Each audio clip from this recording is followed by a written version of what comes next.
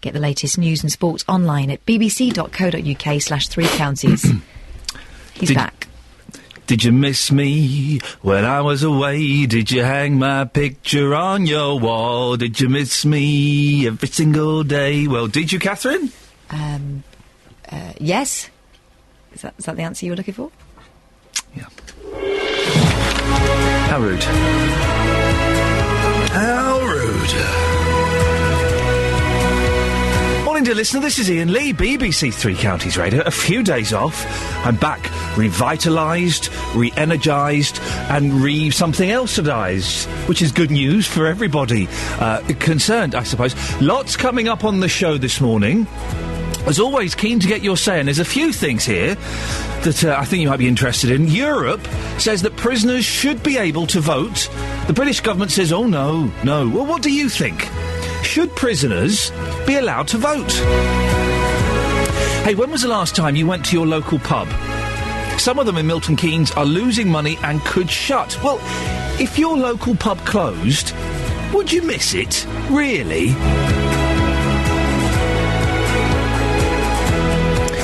And you know when you go to the toilet, well, you do, I'm guessing most of you would consider that a daily activity. Well, do you wash your hands afterwards? No, I know. I don't. And I'm not dead yet. I think all this hygiene stuff, we've got to clean your hands when you go to the loo, it's all just a myth. It's all nonsense. If it doesn't kill you, it makes you stronger. A few germs aren't going to hurt you. Well, I'll be talking to a hygiene expert later on who strongly disagrees, and I believe I'm going to be doing some test to see how dirty my hands are. Do you wash your hands when you go to the loo, people of Beds, Herts and Bucks? These are the big questions. Lots of ways to get in touch. You can go to facebook.com/BBC3CR. You can send me a text.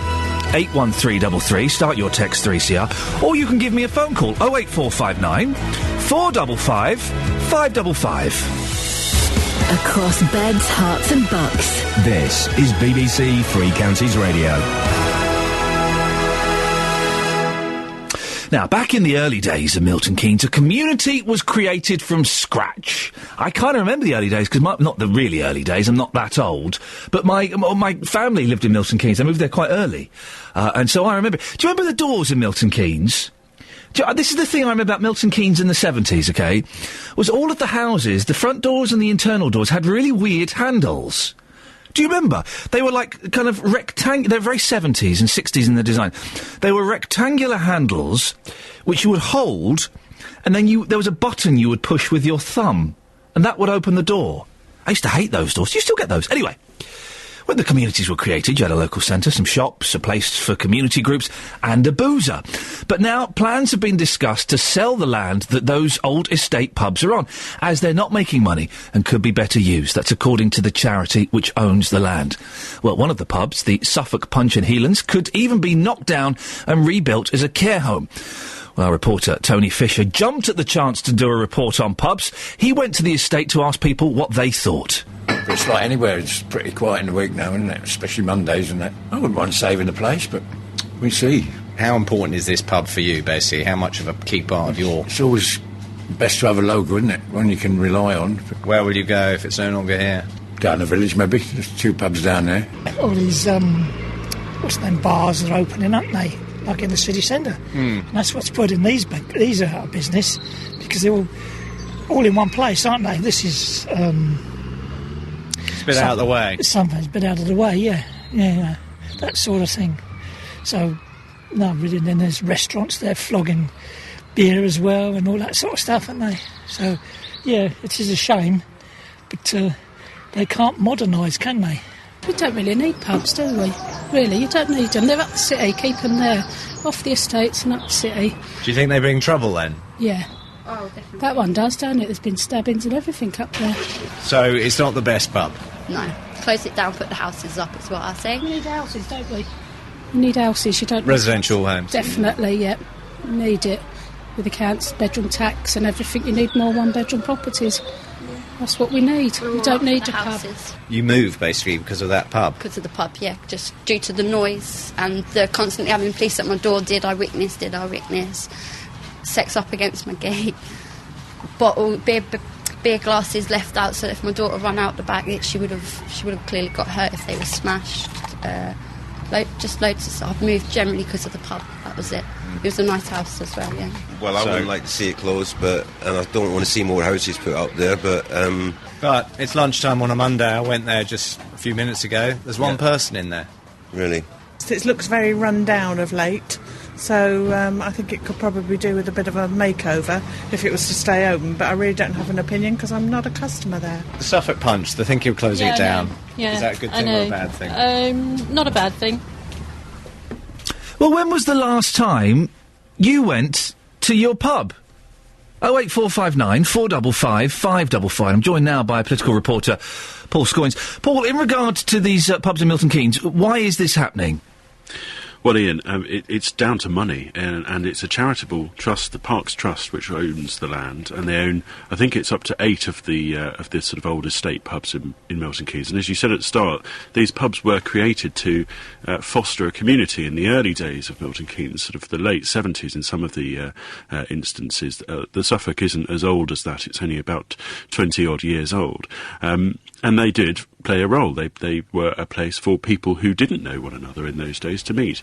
But as the Trust have said to me in the last few days, they are not a sort of there to provide a drinking den or a charity shop or any other sort of facility. They say that they've got a legal obligation to maximise the most of their income, and this is a way of doing it. And they're considering, as you said, maybe turning it into a care home or housing was proposed as well. There was a meeting last week, a well-attended meeting, and it apparently got quite boisterous.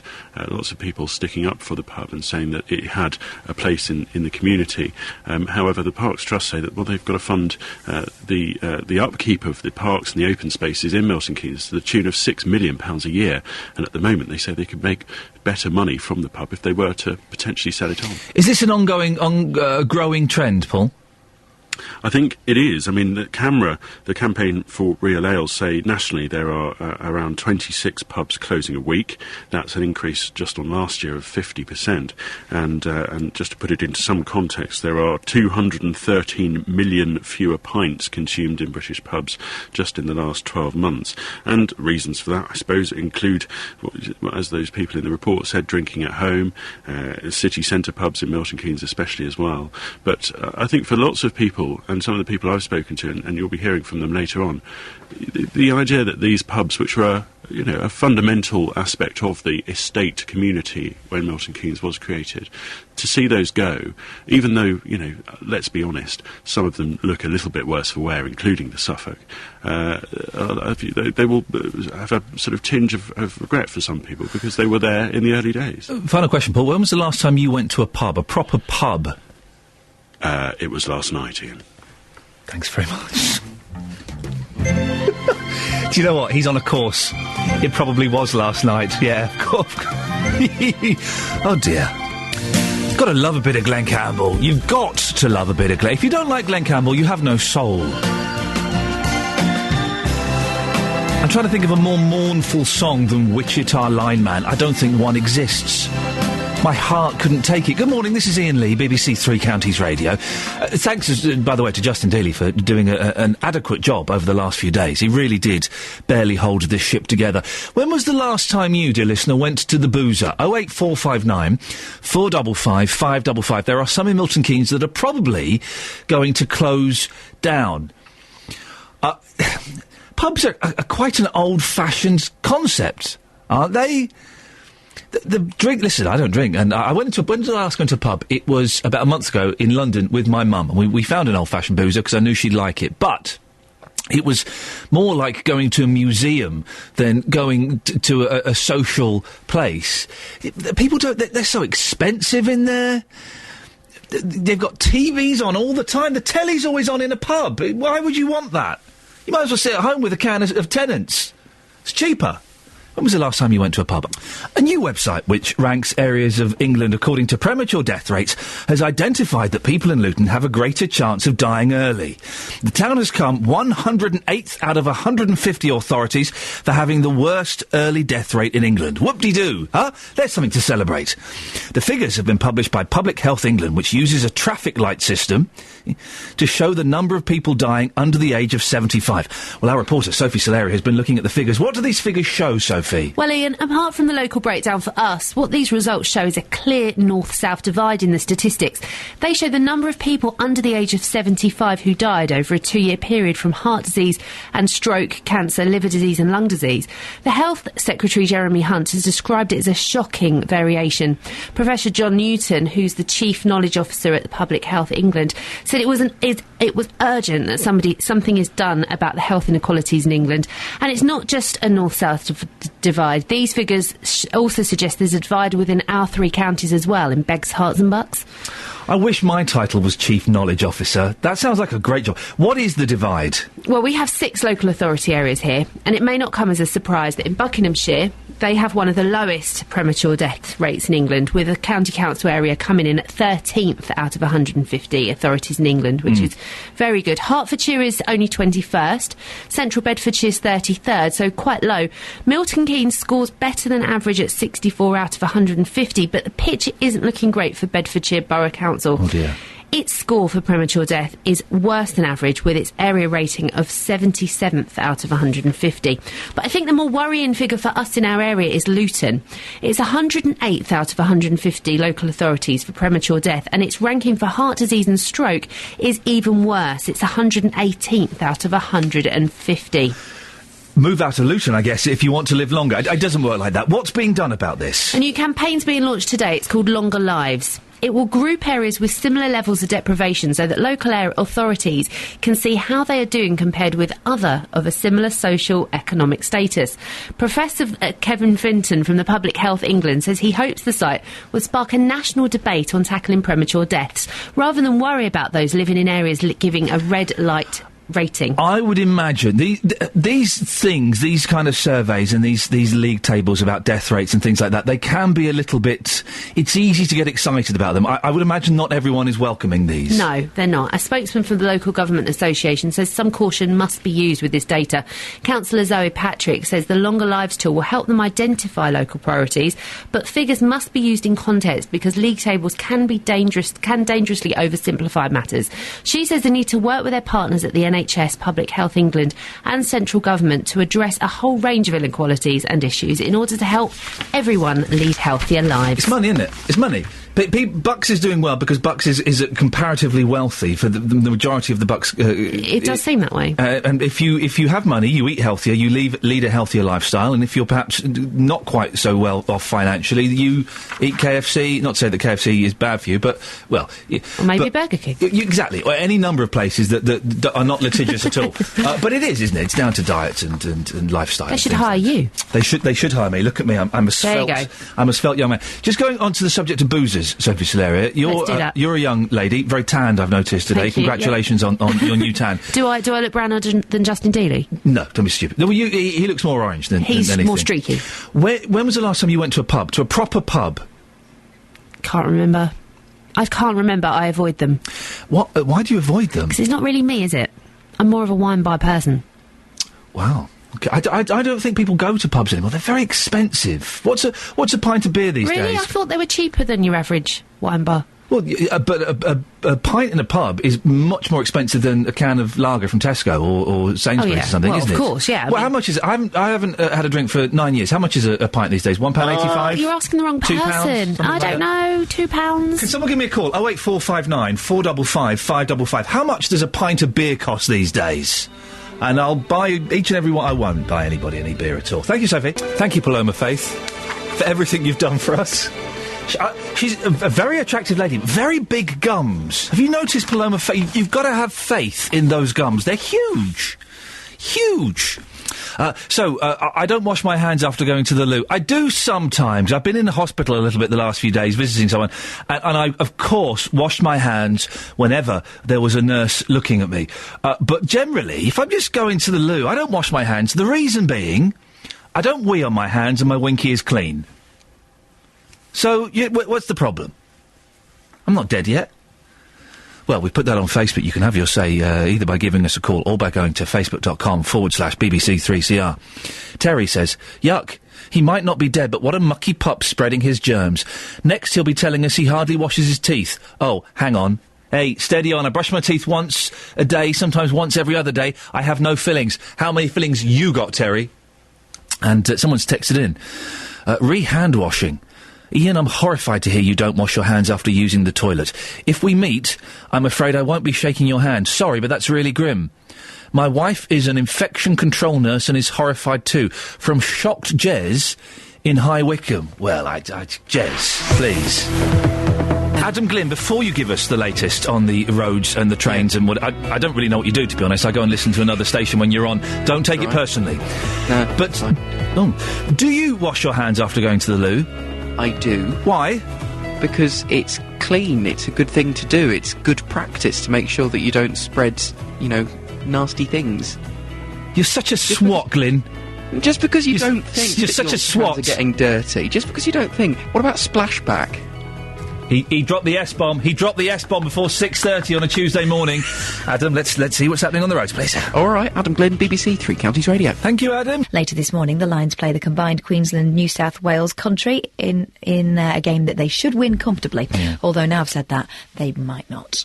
And that's your latest news and sport. More from me at 7 o'clock. A little bit of a stumble there. Bit hesitation. Bit repetition. Bit another radio station. Are you finished? Yeah. Across beds, hearts and bucks. This is Iain Lee. BBC Three Counties Radio. Morning, this is Iain Lee. I'm a little bit hyper. It's the first day back at term, isn't it? I've had 4 days off, so I'm a little bit... Don't worry, by 7:15 I'll be back to my usual sanguine self, so get ready for that. Coming up in the next 30 minutes, prisoners. Europe wants them to have the vote. David Cameron doesn't. Well, what do you think? Is there anything wrong with prisoners having the vote? Isn't it part of their rehabilitation to feel part of society?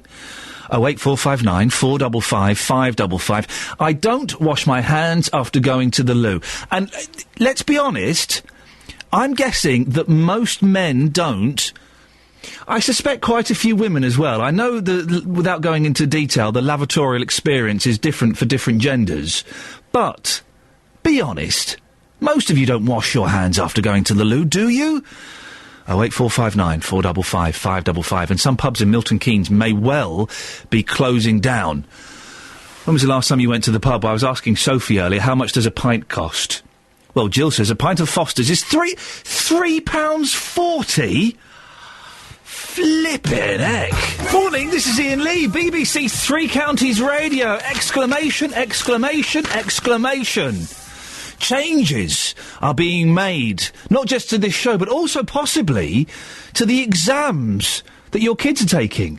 Have you heard this? They want to change the way that kids sit exams. I was the second year to do GCSE, so we kind of had it quite easy. First year was quite tough to say this is a really tough exam. They made it too tough. Second year, they lowered the standards a bit. So we all got quite good marks, considering our lack of knowledge. Well, new look GCSEs for schools in England are set to be announced by the Education Secretary. From 2015, most subjects will move from continual assessment and coursework to exams at the end of 2 years. It's thought that the current grading system from A star to G will also be replaced with a numerical one. Yeah, let's change the universally accepted system of giving letters to denote how well someone's done. Let's change it to numbers where 8 is the highest and 1 is the lowest. Well, Luke Walton is the BBC's education correspondent. The government also says, the Education Secretary Michael Gove, that he wants more demanding content and questions in some of the core academic subjects. So, for example, when it comes to maths and science, he wants more problem solving. In English and history, he wants longer essays. In foreign languages, he wants more direct translation, more grammar. So he says that the challenge, the stretch, if you like, the academic stretch, will be greater. Well, this is the latest stage in the Education Secretary's drive to reform the exam system. Last year he announced, and then later on dropped, plans to replace GCSEs with English baccalaureate certificates, kind of like the old A-level.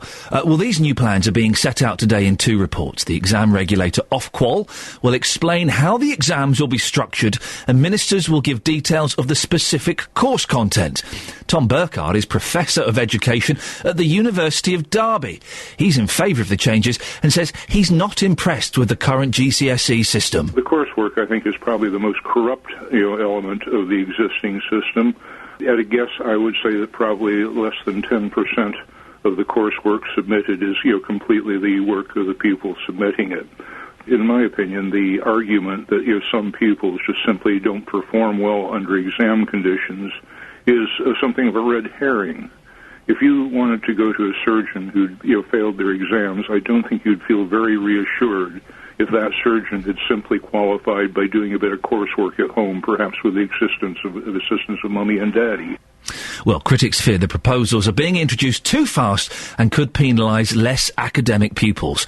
Ron Munson is head of Taverham High School in Norwich. He says he's fed up with all the changes that he's decided to take an early retirement. Just recently, I've been having to put into place reforms and changes that I cannot see are useful for the pupils and their education. And there comes a time when you've got to say what's more important, your own sanity and the ability to really back reforms, or be honest and say these are not working and I cannot be part of this education system. And that's one of the main reasons I've decided to go ahead. Well, Wales and Northern Ireland are keeping GCSEs and are so far not adopting the changes proposed for England. The plans for reforming GCSEs in England will be put out for consultation over the summer. Exam boards will then start preparing courses that can be taught in schools from autumn 2015. Well, later on... Oh, he's not coming on, is he? Is Lawler on? We've got Graham Lawler coming on. He claims to be a maths teacher. He's not. He's a wind-up merchant. Every time he comes on, he does my head in with his, in inverted commas, maths problems. He's a good sport, though. No doubt he'll set us some nonsense that we'll have to struggle with. He'll definitely have views on this as well, so you'll want to hear that. And some GCSE students are going to be sitting their maths papers today. Is that right? Oh, dear. I'm so glad. I'm an old man now. And the chances of me ever having to sit down in a hall and do an exam over a period of an hour and a half or 2.25 hours or whatever it is, that's probably never going to happen again, which is wonderful. It's my recurring nightmare, is I've got an exam coming up and I haven't revised for it. Anyway, if you are doing an exam today, good luck. You're probably wondering, why is everything changing now? And also, some of the people working here at BBC Three Counties Radio are going to be sitting a maths GCSE. They asked me to do it. I said, no, I don't need to. I got a C in my GCSE maths. That means I can get a job pretty much anywhere, even as an astronaut, if I so require. You can. That's all you need is a C. I think I got a C. I was predicted a B. I got a C. I'm happy with that. It's funny, isn't it? When you're doing your GCSEs, they're the most important thing in the world. The most important... Trust me, they don't really mean much. They don't mean a lot in the real world. They're a key to a doorway to a brighter future. But once you've stepped through that doorway, you don't look back. I don't remember what GCSEs I got. Don't remember what A-levels I got. I do. They weren't very good. Don't get stressed too much. Quick look at the front pages. The Independent...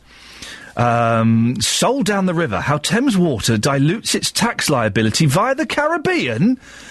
What? UK's biggest water firm made profits of £549 million last year, used a Cayman Islands funding vehicle and paid no corporation tax. Thames Water? Those dodgepots that charged... they came round to my house one day when I lived in London and said, oh, you've got a leak in your front garden. You've got a leaky pipe in your front garden. OK, will you fix that? Well, no, it's in your front garden. You need to get it fixed, and if you don't get it fixed, we can fine you £500. Oh, right, thanks, Thames Water. Thanks very much for that. Well, by the way, when I give you that £500, why don't you go and put it in the Cayman Islands? The Times. Fakes fraud and forgery in bank selling scandal. Customers were caught up in... boring. What's more exciting is there is a picture of a German bomber being pulled out of the English Channel, and it will be displayed in the RAF Museum. That's more like it, isn't it? The Queen has finally gone to visit Duke, what's his name? Duke Philip. King Philip, what's his name? Duke of Edinburgh. Philip. He's a 93-year-old bloke, right? He's having stomach surgery. Some say it may be cancerous. I don't know. No one went to visit him for days. Imagine your granddad's in hospital, right? You go and visit him, your husband. Your dad is in... Of course you go and visit him, but they had a big falling out with him a bit. Has he not been racist enough for them recently? What's going on? Anyway, the Queen finally went to visit him for a whole 30 minutes. Well done, Your Majesty.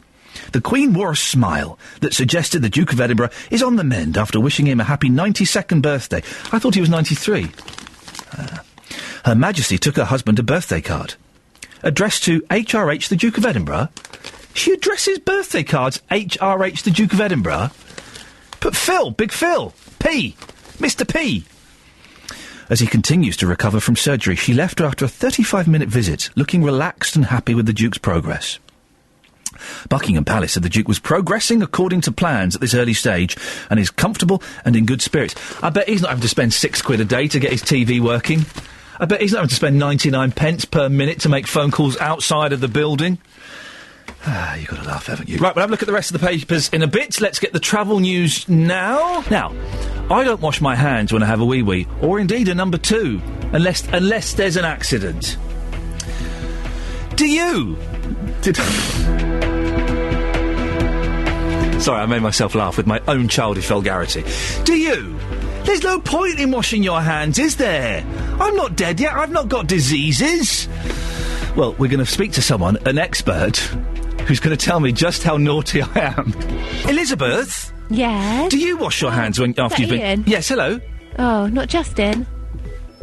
No, I'm back. What's the problem? I know. Yeah. Is there a problem? No, it's no problem. It's nice to have you back. Okay, it would be nice to have one of the other weather ladies, but never mind. Do you wash your hands after going to the bathroom? Of course I do. Why? It's disgusting. Why? Why? Because they have loads of little germs on them. You can't see them, so they can't hurt you. Elizabeth, let's find out what's happening with the weather, please. Well, the weather... She wanted Justin... Oh, my mic's still on. She wanted Justin... That's the forecast. Oh, I hope I get some water in my little patch. That's the new song from BBC Introducing. It's not, it's Texas. And boy, have we missed those guys. It's great to have them back on the music scene. Thanks, Charlene. And the others. Now, listen, here's the thing. You go to the loo, you do whatever you need to do. Let's not get medical. There's no need for vulgarity on this show. It's very highbrow since I've taken over.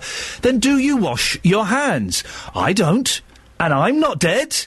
Well, our reporter, Justin Dealey, joins me now. Good morning, Justin. Ian, you're a sick man. Sorry? You're a sick man. What on earth are you talking about? Don't wash your hands. Nice to see you back, by the way. I see this, you've brought the quality back with you. First day back. Do men wash their hands after going to the toilet? Yeah. Yeah, good. Yeah, I heard 15 minutes of yesterday's show. You had some drunk men shouting out a Coldplay song. So, yes. Don't knock me for quality, Dealey. I'll take that one. Yes, I bet you do. Now, so you're saying you wash your hands after going to the bathroom? Every single time. I'm a clean man. I'm a gent.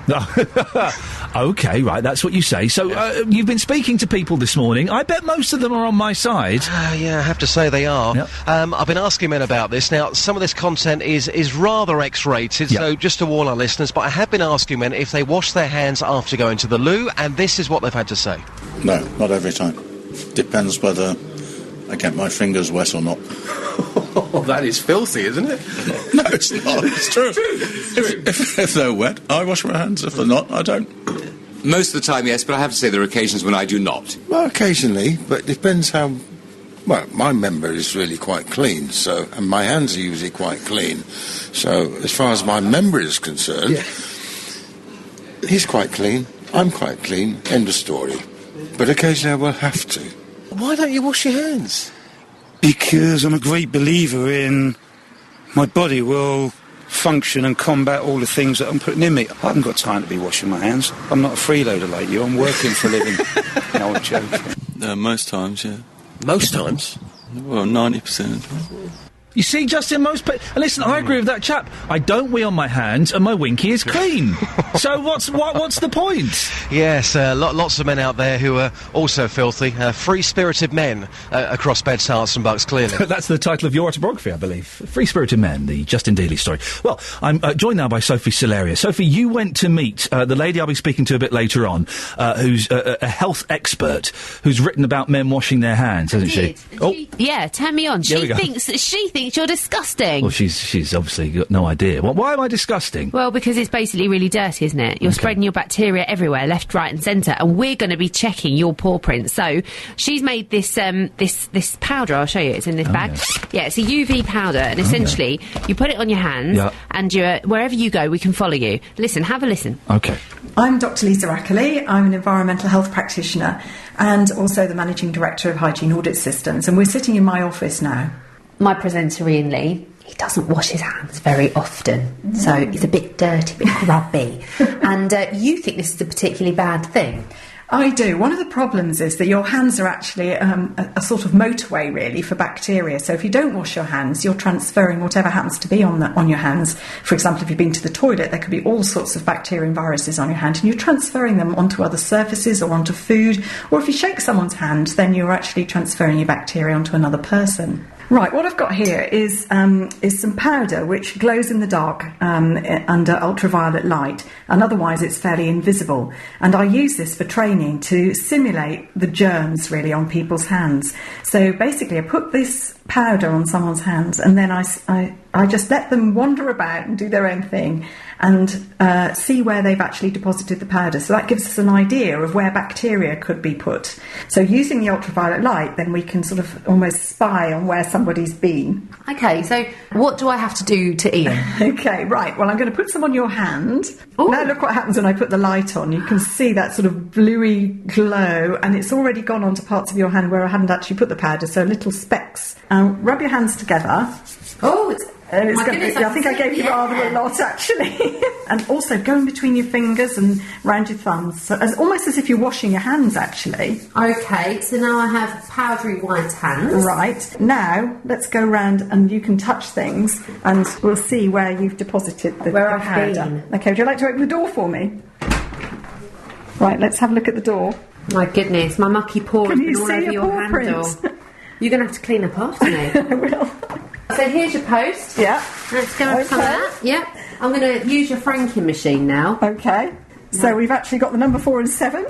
It's now completely covered in my bacteria. Let's go in your kitchen. Uh-oh. Stop that. Let's have a look. See? Yeah. We've got the powder on the microwave on the handle. So let's say you've been to the loo and you haven't washed your hands and you touch the microwave, then you'd be putting those bacteria from your bottom, basically. OK, well, I'm not going to be touching... That was Sophie talking to our expert, who's coming on a bit later on. She is. You've got this powder. We've got about 20 seconds. Let's do it. So this is going to be able to tell her where I've been? Yeah, so I've put some on the centre of your hand. Rub it around as if it's soap. OK. So rubbing it... round the back. OK, yeah. That's it, there yeah. we go. Let's put a bit more on your little... Put some more there we on go, there, right. my little... Right, go do your thing. Well, what thing am I going to do? Well, whatever you've got to do, you know. OK, well, what I'm going to do is I'm going to press the button now. We're going to speak to Adam and find out what's happening on the roads and the trains.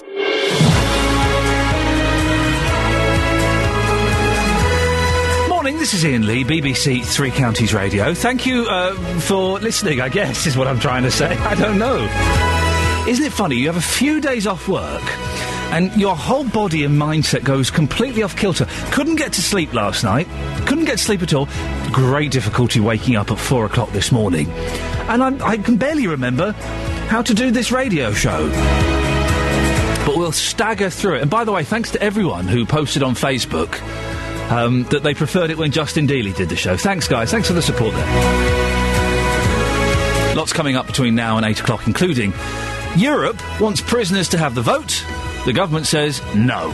Well, what do you think? Should prisoners be allowed to vote? Isn't it sensible to incorporate them back into society? 08459 455 555. Some pubs in Milton Keynes are losing money and could shut. When was the last time you went to your local pub? And if it closed, would you really miss it? And I'll be speaking to a hygiene expert who thinks that every person should wash their hands after going to the toilet. Well, come on. I think it's a waste of time and water. There are more important things to worry about. Should you wash your hands after going to the loo, beds, hearts and bucks? Facebook.com/BBC3CR. You can send me a text, 81333, start your text 3CR, put your name on please, or you can give me a call, 08459 455 555. Across beds, hearts and bucks. This is BBC Three Counties Radio. When was the last time you went to a pub? More specifically, your local pub? Recently? Do give me a call, let me know. Can we find... I'm interested to know if local pubs are still being used. Well, Milton Keynes is facing the closure of some of its pubs. Back in the early days of Milton Keynes, of course, a community was created from scratch. You had a local centre, some shops, little community centre, and a boozer. But now plans have been discussed to sell the land those old estate pubs are on. One of the casualties is the Suffolk Punch in Healands, which has been running for 21 years. These locals want it to stay. But it's like anywhere, it's pretty quiet in the week now, isn't it? Especially Mondays and that. I wouldn't mind saving the place, but we see. How important is this pub for you, basically? How much of a key part of your... It's always best to have a local, isn't it? One you can rely on. Where will you go if it's no longer here? Down the village, maybe. There's 2 pubs down there. All these, what's the name, bars are opening, aren't they? Like in the city centre. And that's what's putting these are out of business. So, yeah, it is a shame, but they can't modernise, can they? Well, I'm joined now by the councillor for the area, Robin Bradburn, and also David Foster, who is the Chief Executive for the Parks Trust. Good morning to both of you. Good morning, Iain. David, I'll speak to you first. The land the pub is on is owned by the Parks Trust, a charity which looks after green spaces in Milton Keynes. I was surprised to find out that the Parks Trust was responsible for some pubs. Well, yeah, we're responsible for some pubs, but we also own a few shops and offices and industrial estates, because that's the way in which our funding works. We don't get any money from the local council or from the government. We are totally self-financing. So our investments are mainly in property, and some of that property is in Milton Keynes. And my job is to make sure that those investments generate the money we need to pay for our charitable work, which is running parks and landscapes and keeping the place looking good. And is the argument that these pubs are not making the income that you need? Well, that is exactly it, yes. And they have been very good investments for the Trust over the years, but over the last few years, the rents have gradually been static or even falling, and this one at the Suffolk Punch, I mean, the rent used to be almost twice what we're getting now. And that's really just because the pub business is changing. I think cameras say that around 7,000 pubs have closed in the last 6 years. And that tells you all you need to know about the economies of running a pub. So what plans have you got for pubs like the Suffolk Punch? Well, we're very much at the heart of the community, the Parks Trust, and we're at the very early stage of considering what to do about it.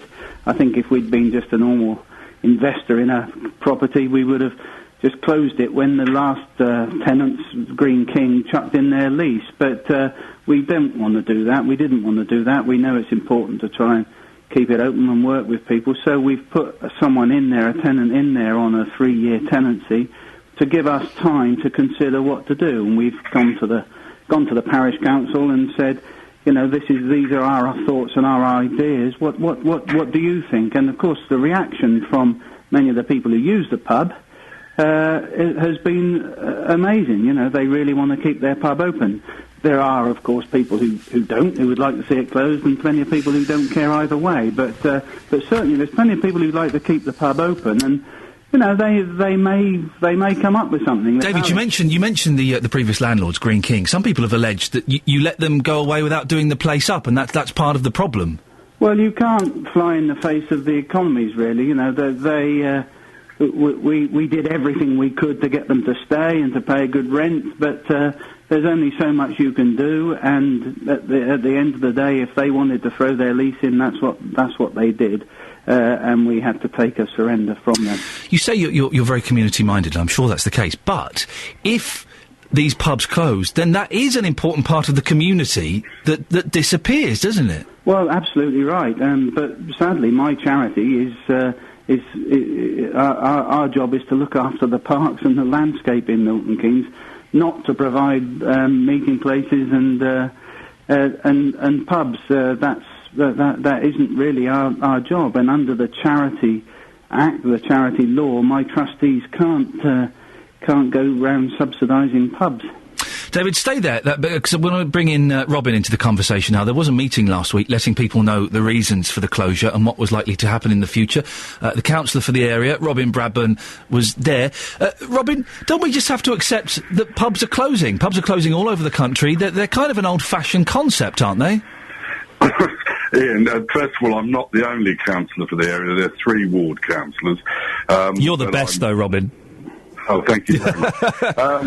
Yeah, I accept that you hear in the news a number of pubs shutting every week, and you can't beat the commercial side of it. But the problem with this particular public house is that it's slowly spiralled down. It's wound down. The business has eroded because of poor management decisions by Green King, and then subsequently, and as David alluded to, the surrender of the lease, and the property isn't in the best of Kenda now, so it doesn't engender people to go in.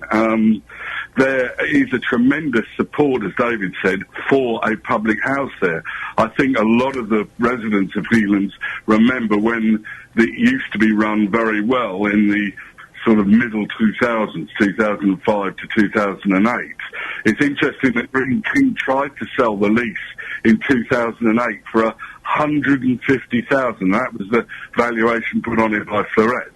Unfortunately, they didn't sell it, probably because of the nature of the lease that it is on. This is the problem. As you said, it does surprise a lot of people that the Parks Trust are involved in such. Robin, you mentioned that lots of people are in support of the pub and wanted to stay there. Have a listen to this. We have spoken to several people, including this woman, who says that the pub just brings trouble. You don't really need pubs, do we?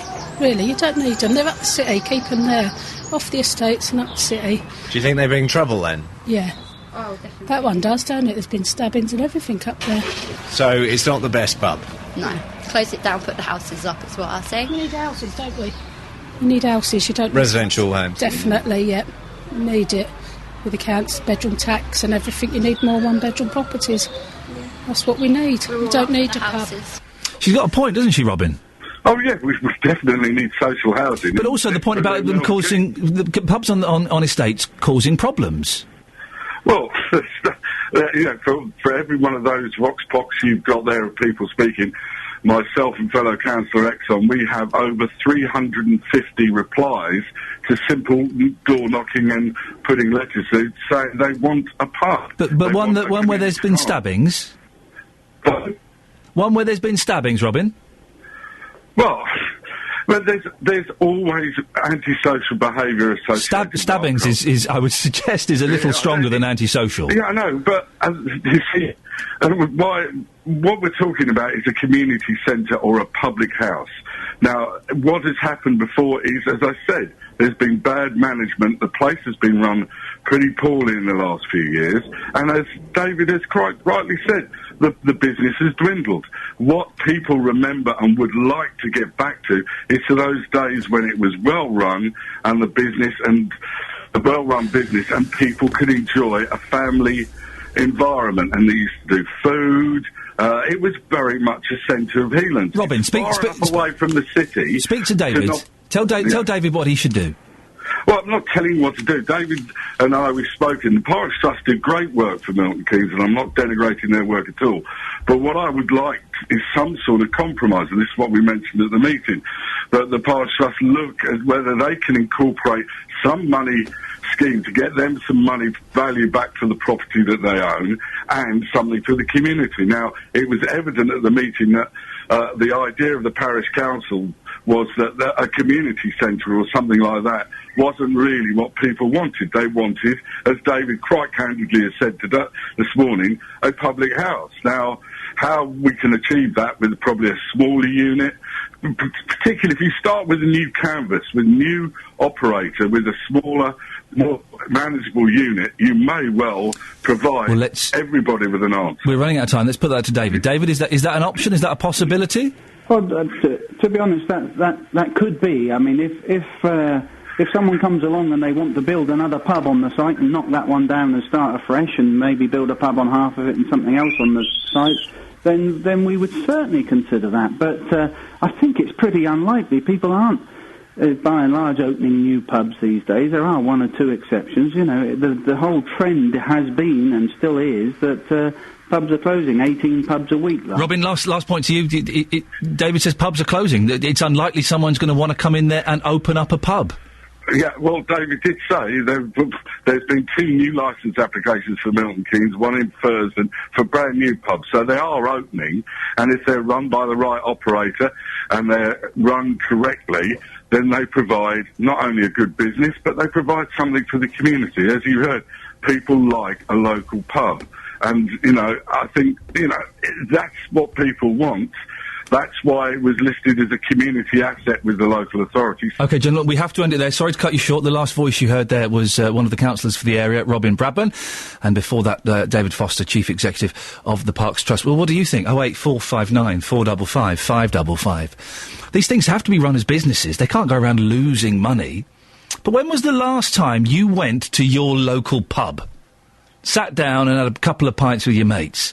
Now, what do you think? Should prisoners be able to vote? Well, that topic is under debate today as our government say no, but EU law says yes.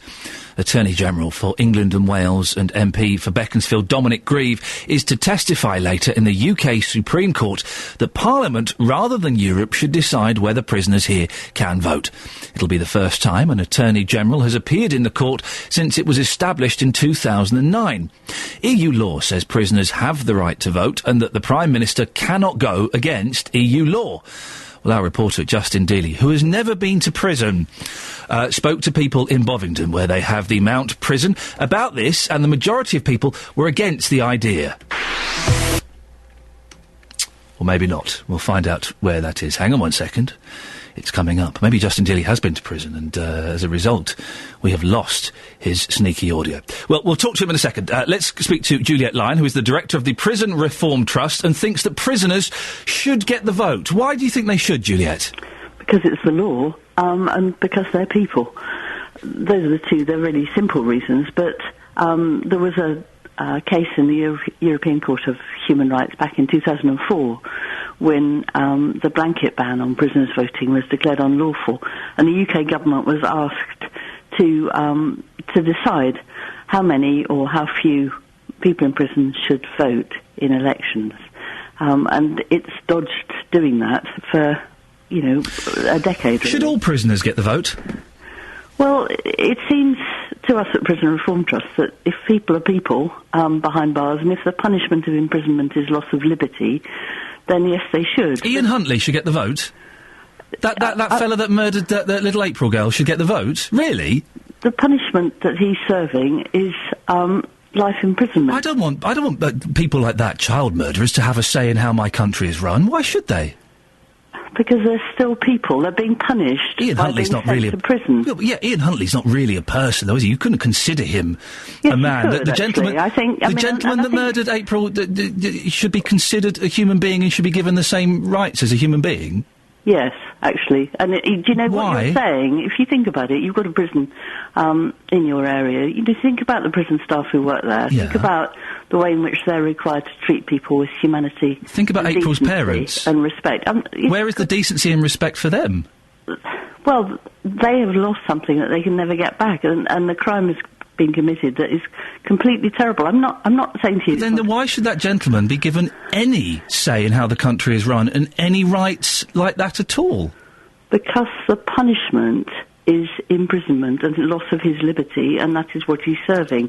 And prison staff have to look after him with dignity and respect. Right. And this is probably why prison governors, probably why bishops to prisons, probably by inspectors of prisons, all think that as an ordinary part of life in prison, and for most people, not everybody, but only 40 people will never leave prison, for most people it's an ordinary part of their resettlement, and it's about a duty, and it's about a responsibility.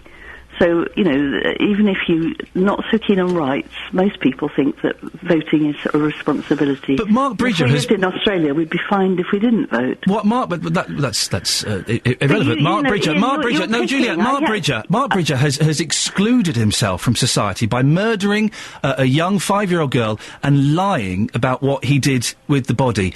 Why should he have any say? Why should he have any say in how my country is run? He's excluded himself. Well, if if we lived in France or Germany, the courts We don't. We live in England. Why should Mark Bridger have any say? Well, I'm just explaining to you. If we did live in France or Germany, then the courts would decide. So a case like that. No, we're not. I don't want to talk about France or Germany, Juliet. We're talking about the moral situation. Why should Mark Bridger, who is a very nasty piece of work, why should he have any say in how this country is run? I'm not arguing with you that someone shouldn't go to prison. I think prison matters, and it's really important. Why should he have any say in how this country is run? Serious and violent crimes should go to prison and spend Why should he have any say in how this country is run? Because he is still a person. Because even if he's behind bars, he's still a person. You're sent to prison to lose your liberty, not your identity, not to take no responsibility for anything. But he's proven that he is incapable of taking responsibility. Iain, 40 people out of 83,000 people in prison are going to spend the rest of their lives. Good. Well, they obviously done something very, very bad. They deserve to. Yeah, completely terrible. He has proven. But the vast majority, 80%, haven't committed a violent crime. He has proven that he is incapable of taking responsibility for anything. So, I don't understand. You've yet to put forward a strong argument, Juliet, as to why someone who has killed a child and lied about it should have any say in how the country is run, in how things are done, in how my life is governed. Well, you could argue that while somebody's still alive, they should exist as a person, and they're still a human being. You could equally argue that if somebody's committed a terrible crime, they should go to prison for a very long time. I'm not arguing on the second. You could also argue that he has broken one of the most horrible, done one of the most horrible crimes there is, and he isn't a person in some way, because no one with a soul or any degree of humanity could do what Mark Bridger did. Well, I sometimes look at cases and think that myself, that you can't imagine how somebody could do such a terrible thing to somebody else.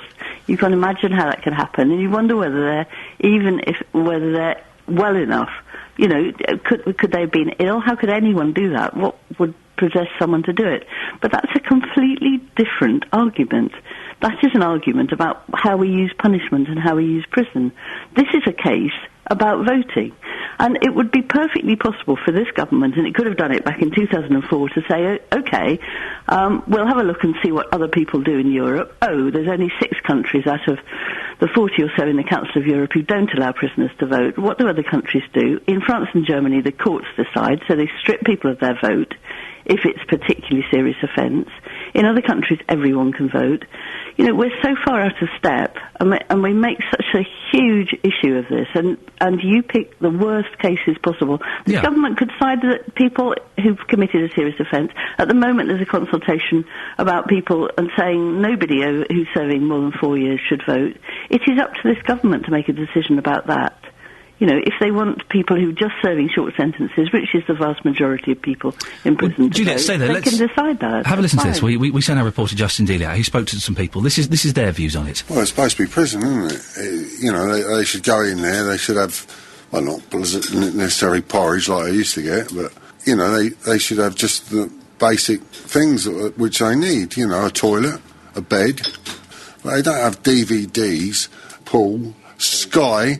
The privilege of using phones. None. They've lost their benefits when they either break in or do robbery or cause trouble. Well, I can't swear, can I? No, you can't. Nothing. No, why? They've committed a crime. Where the taxpayers, etc., are paying for them to be put up in a hotel, which Joey's called it, and it is a hotel. Well, that's what lots of people think. Juliet, what's your reaction to that? I appreciate that. I mean, again, what people are talking about is a lot of the things that you see in the popular press about prison being a holiday camp or a hotel. It's not. If you were to go to a prison, you'd see for yourself that it's our punishment of last resort. If you want to make a punishment fit a crime, then by all means strip people of their vote if they've committed electoral fraud, because it would be the same as taking away a driving licence for someone who's done careless driving. Well, why can't stripping someone of their right to vote be part of the punishment? Why shouldn't it be part of the punishment? But at the moment, for all prisoners? It could be, if that was what the government decided. Well, it couldn't be for all prisoners because the blanket ban is unlawful. So a certain number will But morally, why couldn't it be? Because, for the same reason, I've been trying to... I'm obviously not arguing well enough for you, but... No, you're not. But you're having a good go, and it's good sport this morning. I appreciate. I'm telling you that, because they're people, because they're still citizens. But, this punishment dates back to 1870. It was a punishment of civic death. We've got a modern prison system in which staff are required to look after people with decency, respect, and prevent reoffending. But why should we? Again, I'm scratching my head. Why should we look after Mark Bridger and Iain Huntley with decency and respect when they did something that's completely heinous? Because we don't have a death penalty. Our most extreme form of punishment is imprisonment. It should be reserved for the most serious and violent offenders. And because we would have the most uncivilised system if we didn't look after people with decency and respect. And that would reflect very badly on all of us. You only have to read Winston Churchill to see what he said about imprisonment. It does tell us what kind of society we are. I know it does, and I know the quote you're referring to, but I struggle, and listen, I'm kind of a lefty libertarian, but even I struggle with why we should treat, again, back to these gentlemen I've mentioned already, why we should treat them with any decency or respect. They have proved themselves beyond decency and respect. Do you disagree? I absolutely do, yes. I spent 4 years working for the prison service and helping to train staff, and if you were to select people on the basis that they wanted to behave in an uncivilised and cruel way, it should probably be possible to find people who wanted to run a prison system like that. But you'd have a prison system that we'd all be thoroughly ashamed of. You'd have the kind of prison system that, when we read about torture in the papers in other countries and we all feel that that's wrong, we'd end up with a system where staff didn't have rules and boundaries, where they couldn't behave like civilised people, which they are. They do an incredibly hard job on behalf of the rest of us. And, I feel that we should honour that. And, the reason it's such an important job is because they're doing it on behalf of all of us, and they are doing it with decency and respect, and that in itself has to be respected. Juliet, I appreciate your time this morning. Thanks for coming on. Juliet Lyne, Director of the Prison Reform Trust. Well, she thinks that prisoners, including Mark Bridger and Iain Huntley, should be treated with dignity and respect and should be given the vote. Well, what do you think? Should prisoners have the vote? That's your latest news and sport. More from me at 8 o'clock. Hang on a second, Kath. Kelly's just come in to do a little tea run, and I'm seeing if you've got any tea bags. Mine's coffee. I've got some tea bags up here if you want. No, I want my Red Bush tea bags. Don't do that. That's rude. Hang on. Do you want me to look in the news bin? Yeah, you look in the news bin. Sorry, Kelly. Be with me a second. Okay. Everyone calm down. The show is literally. We've done the minister's thing yesterday. Let's do something else. No, this isn't right. Hang on, Catherine. You stay there. Government tax avoidance. Catherine, stop. Stay there. Yeah. Kelly, I haven't got a tea bag. I'll have one of Catherine's tea bags. Oh, so now you want my tea bags? Yes. Okay. And we don't need the news bin now. Good. Nothing in it. Across beds, hearts and bucks. This is Iain Lee. BBC Three Counties Radio. Yeah. That 2-minute lartsy or short scene could only be done because of the unique way the BBC is funded. It is. It's the word lartsy. It's a theatrical term. It means a very short scene. I can't remember exactly what genre of theatre it refers to, but it's something I picked up from my performing arts degree. It's not the only thing I picked up, but luckily that's all gone now. Coming up in the next 30 minutes, should prisoners have the vote?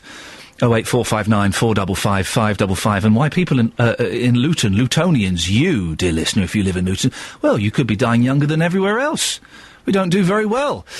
But before that, oh, dearie me, new look GCSEs for schools in England are set to be announced by the Education Secretary from 2015. Most changes, most subjects will move from continual assessment and coursework to exams at the end of 2 years. It's thought the current grading system from A star to G will also be replaced with a numerical one. So 8 would be the equivalent of an A, and 1 would be the equivalent of a G or something. It's very complicated, isn't it? Well, this is the latest stage in the Education Secretary's drive to reform the exam system. Last year he announced, and then later dropped, plans to replace GCSEs with English Baccalaureate certificates. These new plans are being set out today in 2 reports. Well, let's see what Mr. Educator Graham Lawler thinks about this. I'm going to describe him as our maths expert just for the purpose of this interview, when really you'll just don't take this the wrong way, Graham. You're an irritant. Oh, thank you very much. Every time you come on, you want to wind me up, you wind the listeners up. I get abusive emails. The last time you came on, I got a lot of abuse. Listen, no doubt you have a challenge for us, which we'll come to in a little bit. But what do you think about these proposed changes? Well, we're only going on the leaks because it hasn't been announced yet. But one of the concerns is that we now have. Well, first of all, we don't know if it's still going to be called GCSE.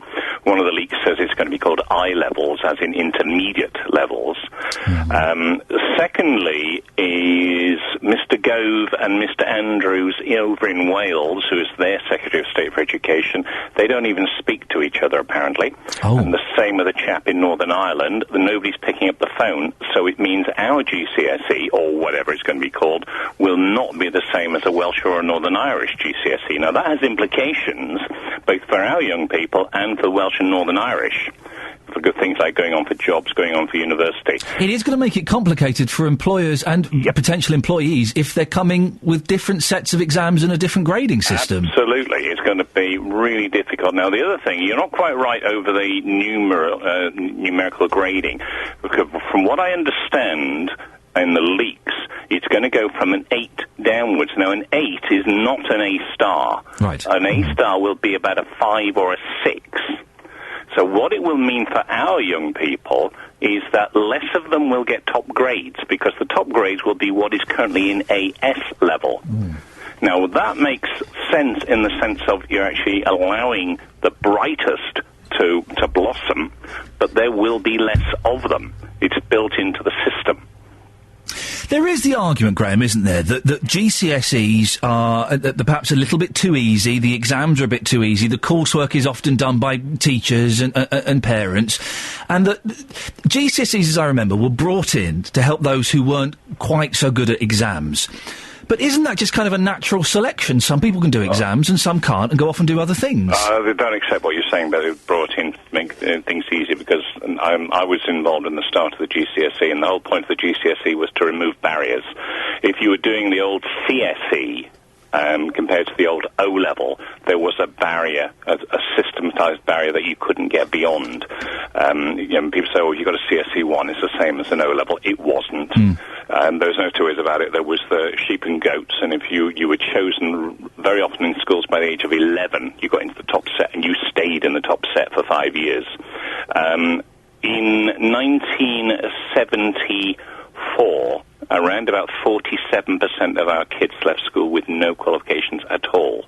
Now it is about 4%.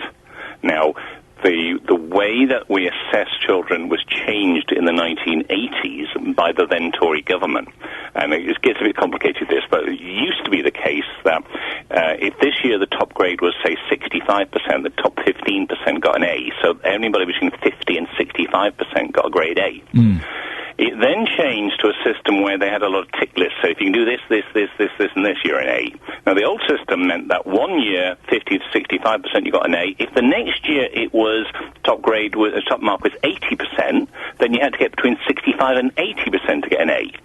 So every grade A each year was in the top 15%, depending on what the top 15% were, and that was called norm referencing. Now we have what's called criterion referencing, and this is actually, in a sense, taking us back to that, because it is giving the more able an opportunity to shine, but by definition, they are the fewest. There are less of them. Now, when you compare us to somewhere like Germany, the Prime Minister is right in that he needs reforms in the education system, particularly in England, more so than the Celtic countries. But the reform needs to be in the middle ability. We are brilliant at producing our excellence. We have excellent universities, world elites like Oxford and Cambridge are in the world elites. Germany don't have anybody. They do not have anybody at all. But this exam is highly regarded around the world. You know the TV show CSI? Yes, I do. Yeah. Well, you know, they finished the Miami version of CSI Miami. Yes. Yeah. Now, CSI Miami was set in a place called Miami-Dade. Now, Miami-Dade County really exists. Right. And Miami-Dade have just started a new examination in their schools. And it's the GCSE. They've imported it. And the A-level. Because it is so good. In terms of world rankings, we are, the UK as a whole, England, Wales and Northern Ireland, particularly, and more so in Scotland, we're about 4th in the world. Well, listen, Graham, I can understand your defence of the current exam system. Have a listen to this, though. This is what the Education Minister, Elizabeth Truss, has said about these changes. She thinks they're vital. We are taking steps with the existing exams to make them as good as possible, but we do need to start competing against those top-performing countries in the world. Because for too long, we've pretended that students' results are getting better, where actually all that's been happening is the exams have been getting easier and there's been a race to the bottom between the exam boards, and we need to stop that happening now. Graham, a race to the bottom? Oh, well, that's right-wing propaganda. Just the evidence doesn't show that. The exam system changed. Now, if this is a minister saying this. The exam system changed in the 80s when the Tories were in power. They changed it. So if they're saying it's a race to the bottom now, that means they got it wrong. I mean, they're making political points here. The fact is, where we need to improve is our middle ability and our lower ability. We're excellent at producing the top end. We are one of the world's best at producing the top-end students to go on to elite universities. We are not good with things like apprenticeships. We're not good with things like getting technician training. And we're most certainly not good enough in any shape or form in mathematics. It's pretty poor timing as well to announce. There's lots of younger people who'll be sitting their maths GCSE today, I believe. Yep. Yeah. What must they be thinking? Well, their qualification will be safeguarded. It'll be sound, so they've got nothing to worry about. It'll still be regarded, so because this won't kick in until 2015. Now, the other point about that we don't know yet is, we're getting into politics here. But if the Labour Party win the next election, will it carry on? We don't know. As an author of books, I'm in limbo here because I don't know whether or not to produce books for a new course. If I do produce a new book for a new course, I have to have an England version, a Wales version, and a Northern Ireland version. Hey, more money, Graham. Think about it. More money for you. Your quid's in. Listen, we are running out of time. It's always fascinating to talk to you. Have you got one of your irritating problems for us? Yeah, take the number on the Prime Minister's door. Yes, hang on a second. That's number 10. Yes, I've got that. Square it. That makes 1,000, doesn't it? Subtract 1. I'll give you a clue. It's red balloons. Yeah, okay, right. Yes, 99, yes. What's your answer? 99. That's it. No, but that's only because you told me. I would have gone for 999. Squaring means multiply it by itself. That makes 100, yeah. Subtract 1. Nana red balloons. 99 red balloons floating in the summer sky. I would have been... there are some members of the BBC Three Counties radio team who will today be sitting, I believe, their GCSE maths exams. For a bit of fun, the email said, and I replied instantly, I can't, busy then. What advice would you give them? Stay calm. Look at the paper, put a line down one side and put your notes in there, cross them out, but don't obliterate them, because the examiner will always look at notes to see, they're looking for understanding. They want you to pass. Yeah. They are keen on you to pass. Look at the amount of space on the paper. If it's just a short amount of space, they're only expecting a short answer. If there's a lot of space, they're expecting calculations. It is mathematics. It's your opportunity to show what you can do. Graham, it's always lovely to talk to you. Thank you very much. That's Graham Lawler, who is our the resident maths expert here on my show and on BBC Three Counties Radio. 08459 455 555 is the telephone number. Facebook is hotting up this morning. It has to be said, facebook.com/BBC 3CR. If you go there, there's a lovely picture of my hands that have not been cleaned. They are touching the back of Justin Dealey's polyester jumper. It's a beautiful jumper. And you've been having your say about whether you should wash your hands after going to the toilet. My hands are at the moment, they've had some powder rubbed onto them, which will be, an expert will later on be looking and seeing exactly where I've been. Terry says, Ian might not be dead, but what a mucky pup spreading his germs. Jill says, and this is a good point, Jill, it's people being too clean that is the problem. Aha! You need germs and dirt to build up an immunity. I know people who are always ill because they are totally clean. This is the argument I constantly have with my wife, who's constantly cleaning the boys and stopping them from eating dirt. And young boys are supposed to eat dirt. They are supposed to suck stones and put worms in their mouths, okay? If you keep cleaning them, they don't build a resistance to diseases. Look at Tara, my producer, crossing both her arms and her legs in an act of... Ooh, that's horrible.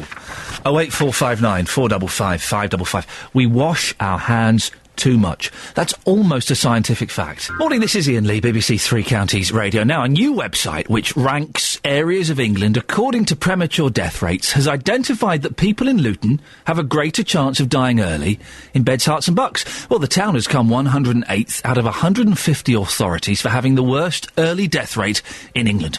The figures have been published by Public Health England, which uses a traffic light system to show the number of people dying under the age of 75. Well, I'm joined now by Dr Una Duffy, who's a doctor from Luton. Doctor, these figures for Luton seem pretty bad. Are you surprised? I'm not. I have to say, I have seen very similar charts for the population of Luton since I started as a GP there 15 years ago. It's not new, and it's a lot to do with our population mix and the social and economic factors that we have in Luton compared to other areas of the three counties. Well, it has to be down, I would have thought the majority of it has to be down to money, doesn't it? That wealthier people can afford healthier lifestyles. Yes, absolutely. The biggest protector against dying below the age of 75 is a high income and belonging to a high social class.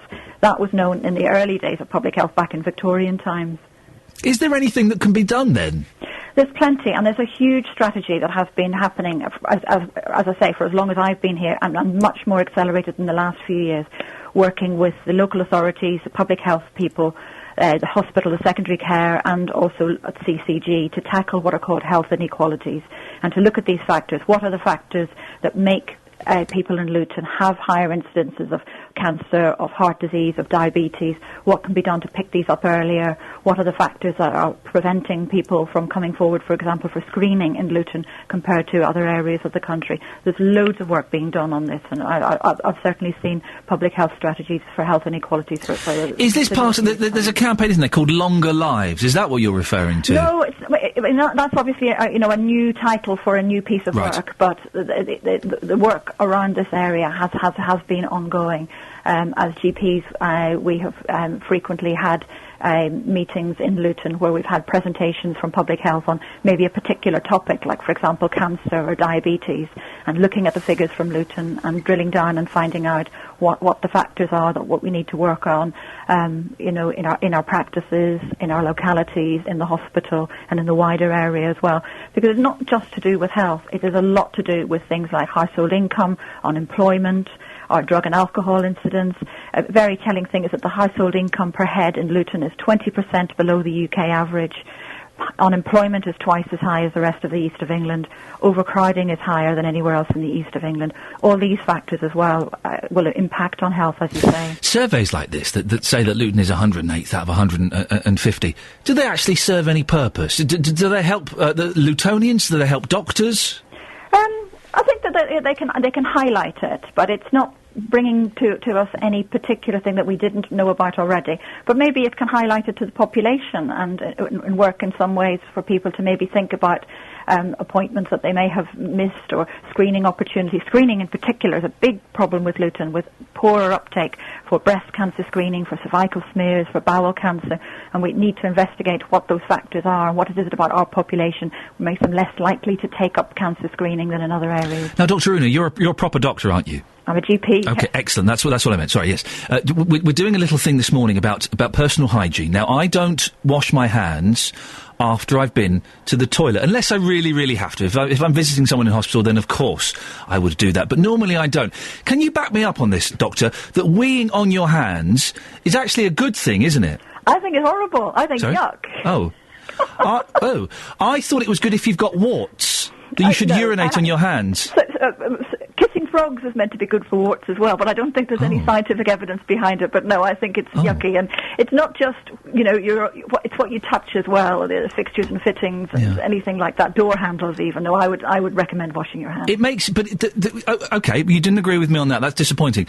Maybe you'll agree with me on this, that we clean ourselves and our children too much, and it prevents us from building up immunity to diseases. Yeah. I think there's a certain amount. I mean, you can be overprotective, and there's certainly some evidence that the higher incidence of allergies can be linked to our more hygienic lifestyle, as it were. But I think you've got to draw the line somewhere, and I don't think that would be a reason for me for what I would consider personal hygiene, to be honest. Doctor, you're a very good sport. I appreciate you coming on this morning.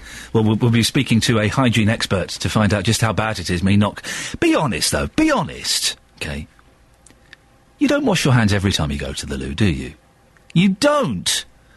Sometimes, if it's, that there are people outside the bathroom, I'll turn the tap on so it sounds like I'm washing my hands, but I actually won't bother. It's a faff.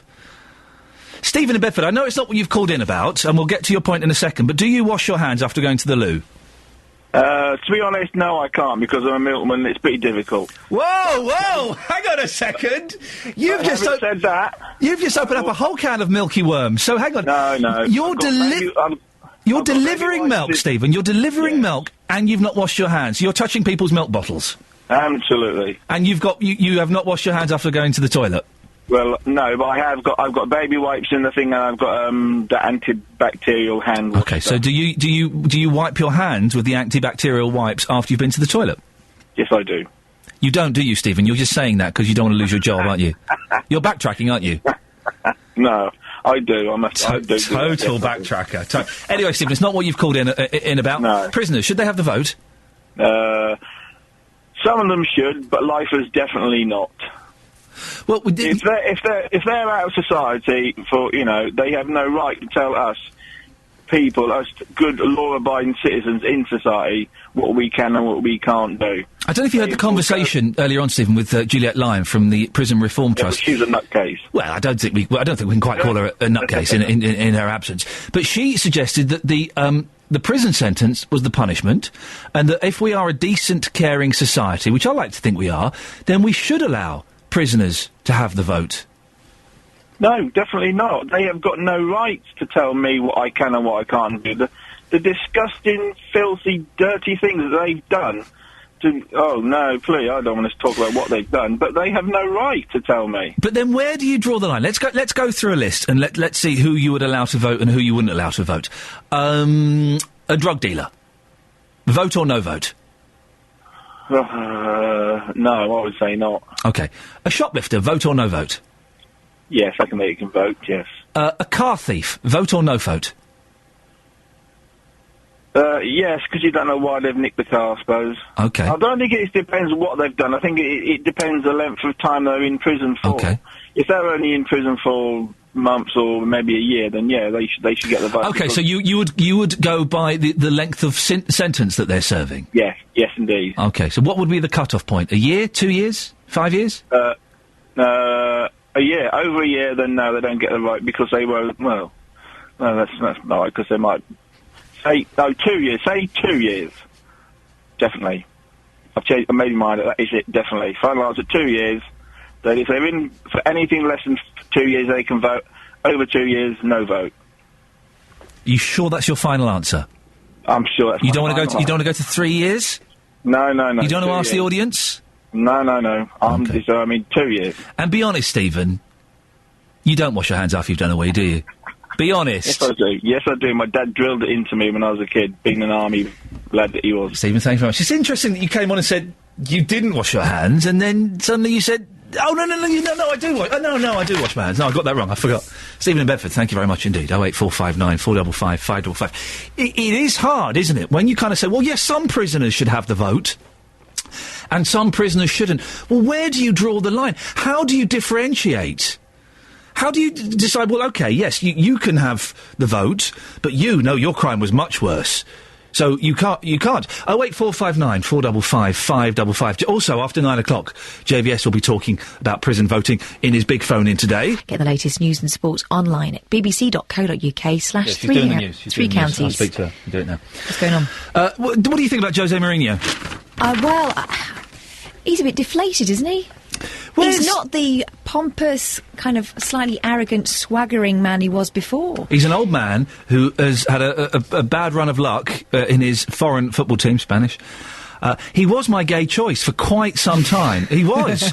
But I saw him yesterday, I thought, oh dear, no, his neck's all thin. He just looks old. He looks to me like he's been told off. Yeah. He's got that look about him. If you had Jose Mourinho in front of you now, how would you punish him? Punish him? Yeah. For what? Being naughty. What would you do? Well, I don't believe in smacking, it'd be the step. How old is he? Could be there for some time. Without going into too much detail, you know there will be some couples now where that's their role-play game. Oh, you've been a bad boy, go and stand on the naughty step. There will! That super nanny has a lot to answer for.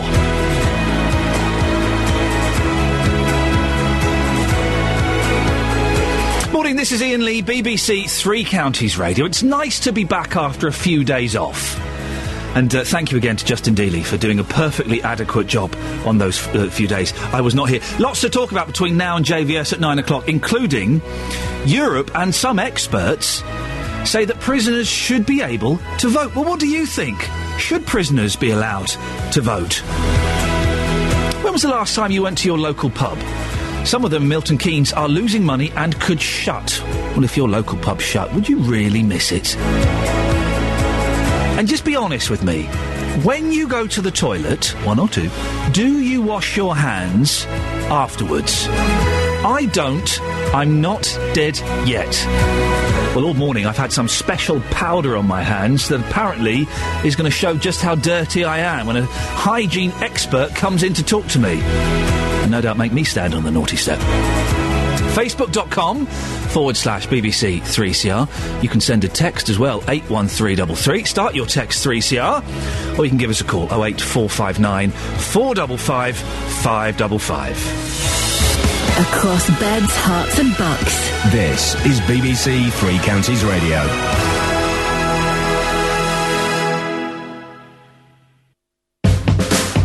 Across beds, hearts and bucks.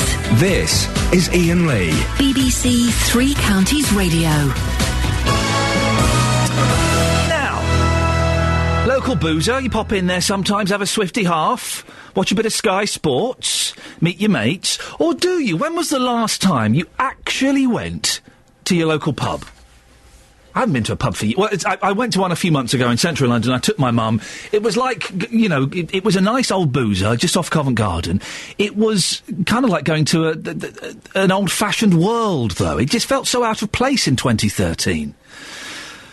Well, plans have been discussed to sell some old estate pubs in Milton Keynes as they're not making money and could be used better. That's according to the charity which owns the land. Well, if your local pub closed, would you actually miss it? Justin Dealey is... Justin Dealey, when was the last time you went to a local boozer? Last week. Okay, Yep. Okay. When was the last time before that you went to a local boozer? The week before. Is it worth me carrying on with... Why? Why do you go? Because I like my local pub. Yeah. I think it's for me, it's vital for the community. And you're telling me a pub is out of place in the year 2013? Yes. Wow. Expensive drinks, Sky Sports playing really loudly all the time. A pub should be somewhere where you can go and have a quiet chat with your mates, have a bit of a laugh. Maybe you can still do that, can't you? Maybe put some money in the gamblers. Yeah. You can't now. Everything's too loud and too bright and too brash and too expensive. Go and buy a couple of cans of Tennent's and sit in a park. Sounds so classy. It does sound classy, doesn't it? I miss the old-fashioned jukeboxes, but I have been up to Flamstead in Hertfordshire. Now, that's a small village, but it has 3 pubs there. I've been asking people if their locals were to go, would they miss them? And this is what people had to say. Oh, that was my apologies. It's on this button. I think it'd be a huge loss to the village and the community structure in the village if all the pubs were to go. Most of the dog walks in Flamstead go past one pub or another pub. I would miss the character of the village. And the pubs provide a certain backdrop of character, whether you're driving through or whether you're walking through, or it's somewhere to stop with your dogs on the way through. So yes, really, I genuinely miss them. They're very much part of a village life. I'm not a great pub goer, but I think they are a central part of a village, and in that respect, yes, they would be missed. Yes, because they're the centre of the village. When the spotted dog was burnt, it was in darkness for quite a few months, and it made the village quite empty, really, in the centre. I mean, if these pubs weren't here, would you say that Flamstead would become a less desirable place to live simply because of a pub? Well, if people meet there for social occasions and they like going out for a meal or just to have a drink, then probably yes. Personally, I don't use them an awful lot, but it's nice to be able to call in for a drink if it's a hot day or something like that. But I think probably 3 maybe is in excess of the amount of people living here. Well, David Libby is from the Campaign for Real Ale in Milton Keynes and has lived in MK for 37 years. Good morning, David. Good morning. What is the history of these pubs? Well, I used to be on the county council and the borough council years ago on the planning committee and meetings with Milton Keynes Development Corporation, and their way was build shops, a pub for the community, maybe a meeting place, the hall, a church, etc., for the community. Now, what Parks Trust is trying to do, which they got a lot of these properties for nothing, that was given to by Development Corporation, and they're just tearing the heart out of the community, because what was planned by Development Corporation years ago, they're now saying, well, we're not taking the notice out, we want to close this. Where does it stop? You say it's ripping the heart out of the community. Communities have changed, haven't they? And if these pubs aren't making profit, then it would imply that people aren't going to them. Well, there's a catch-22. If you mentioned earlier on that they were saying that it's run down, etc., and Green King handed their tenancy in early. Now, any landowner, landlord of that pub who owned the pub wouldn't get it in the state of disrepair unless they want to get rid of the thing. You know, they deliberately let the thing run down, and then they say, well, look, it's run down. It's a catch-22. People won't come to the pub if it looks in the state of disrepair. But pubs are closing every day. Oh, agreed. Dozens of pubs are closing every week.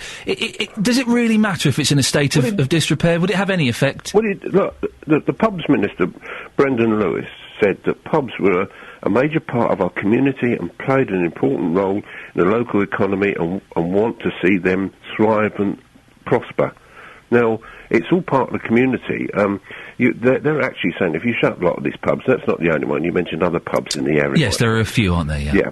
All on the old Parks Trust. Now, then you're encouraging people who want to go for a drink to drink drive. Sorry? You're encouraging people to drink drive. How? Well, if it's in their local estate, they can walk to the pub, can't they? Yeah. Right? So if the nearest one is maybe in the city centre of Milton Keynes... Yeah.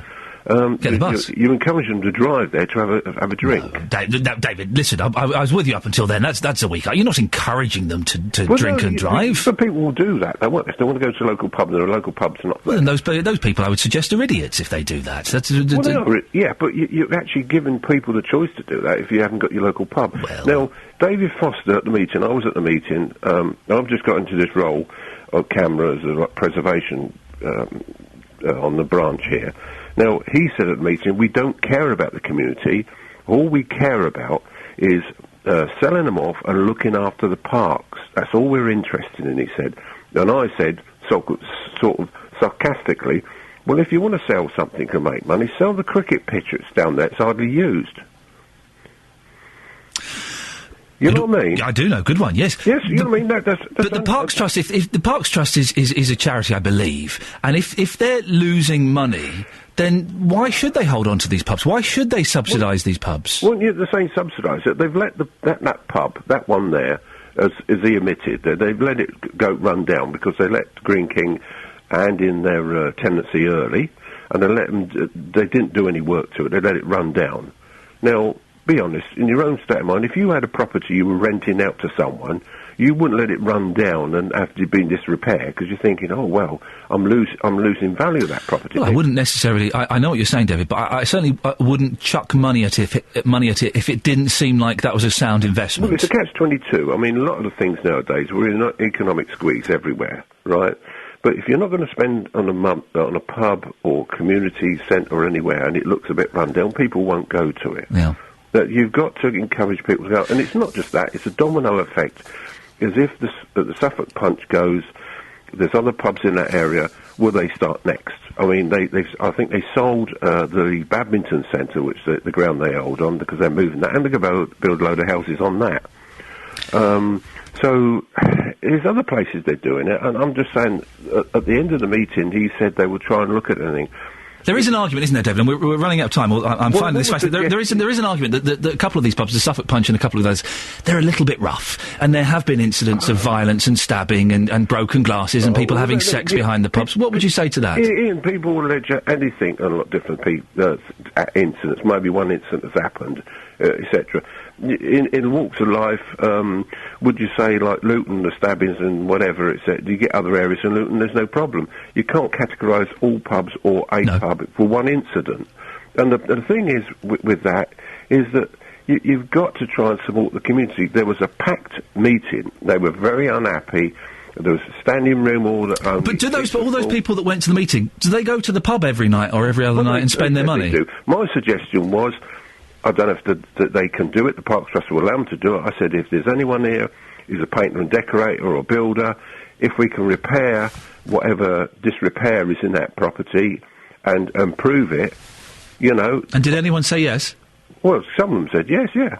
And are they actually going to do it? Well, I don't know. It's up to... See, they own the property, don't they? Well, but listen, if there are people... This is a cracking story. If there are people in the community that have said, yeah, do you know what? I'm a painter, I'll go and decorate it. Yeah. My mate's a builder, we'll go and put a new bar in, a new room. If there are people that are prepared to do that for free or below cost, then that's a cracking story. Yeah, well, I hope that some people do that. Well, listen, David, we will be following that and finding out if that's the case, because if that does happen, that's wonderful. Local community gets together, uses local talent and resources to save pub. Brilliant, we'll be there, we'll send Justin down. I suspect that those people maybe raise their hands in the excitement of the moment, and when they say, oh yeah, they get the phone call the next day. Yes, you said you'd come and lay a new carpet in the pub. Yeah, no, I said that, but actually, I don't know if I can. We will investigate. We will find out more. Thank you very much. That David Libby from the Campaign for Real Ale in Milton Keynes. I'm Iain Lee. These are your headlines on BBC Three Counties Radio. The attorney... What on earth are you doing, fiddling around in your pocket like that? I'm doing the news. I couldn't get my things out of my pocket. Jonathan just rushed in. I didn't look at him when I said good morning. Now, at the corner of my eye, all I can see is a man standing there with his hand in his pocket, having a right old rub around. Sorry. I was trying to get my mobile phone out so I could turn it off, but I couldn't get it. It got lodged. You're playing pocket billiards or something, right? Luckily, the news is not quite as heavy as perhaps it could be, so we can go into this. Right, you ready? Yes. Thank you. Details of an overhaul of GCSEs in England will be set out today. Please don't. I know you're part of the growing mob that wants Justin Dealey to do this slot regularly. So stuff's happening with exams. Sport, Jose Mourinho, he's going to stick with John Terry as Chelsea captain. Well done. Coming up, some stuff. It doesn't really matter. BBC Three Counties Radio.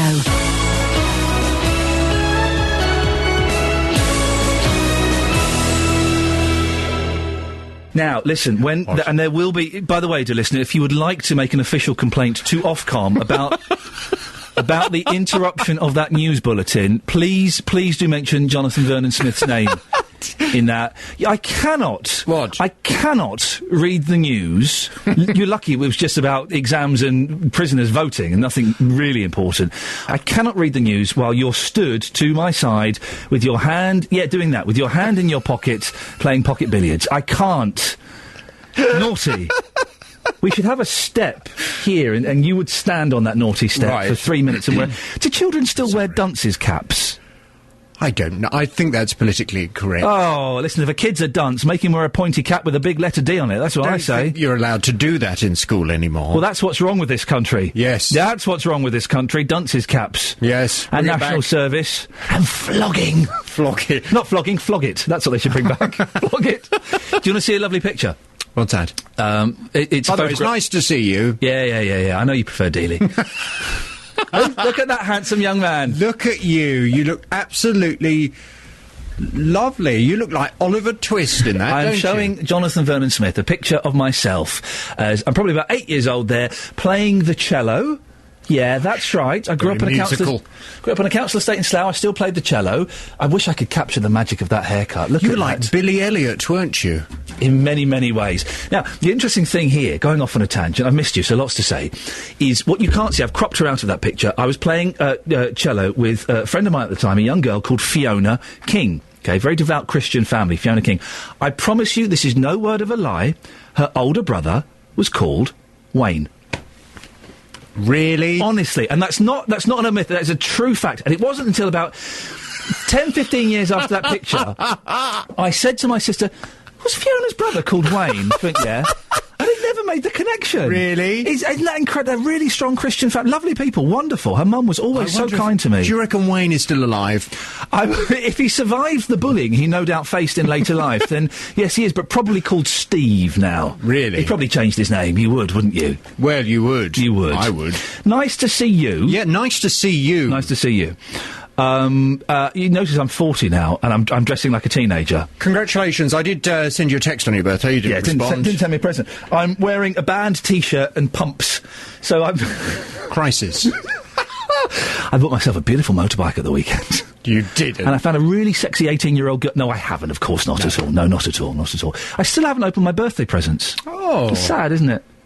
Well, it's a bit weird, actually. Why haven't you opened your birthday presents? Because my family are away, and the thought of opening presents in an empty house over a Domino's... He's the little boy that Santa Claus forgot. What's coming up on your show today? Coming up on the Big Phone In this morning, we're picking up on the prisoner voting story, and I'm asking on this morning's Big Phone In, do you think it's unfair we stop prisoners voting in this country? 2 prisoners convicted of murder are in the High Court today to fight for the right to vote. One of them, Peter Chester, is serving a life sentence for raping and strangling his 7-year-old niece. Under current UK law, only prisoners on remand are entitled to vote. A group of law lords are now considering whether European Union law gives convicted prisoners the right to vote in local and national elections and European parliamentary elections. Well, the question that will be debated is whether a ban on voting is incompatible with the European Convention on Human Rights. If it is, then surely the ban is totally unfair. From 9 this morning, your views. Do you think it's unfair we stop prisoners voting in this country? When Iain finishes, the phone lines will switch to my studio. 08459 455 555 is the number. I've never heard... Why did you say that? Don't know. Just jazz it up. Oh, I've missed you. Haven't you? Is it true that when Dealey does the show, he has it in the studio in complete darkness? Well, see that light up there? Yeah. I have to redirect it on me every day because he points them away. He's sitting here in complete darkness. He's such an odd man, isn't he? Yesterday he showed me his nipple. He went, do you want me to do a striptease? And then look at my nipple. Oh dear, what a horribly, horribly unpleasant chavvy man. Across beds, hearts and bucks. This is Iain Lee. BBC Three Counties Radio.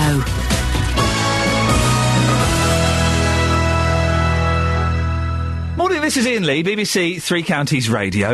08459 455 555. I've just seen the lady who I think is going to tell me off in a little bit for having, what she claims are dirty hands. I can't see anything wrong with them.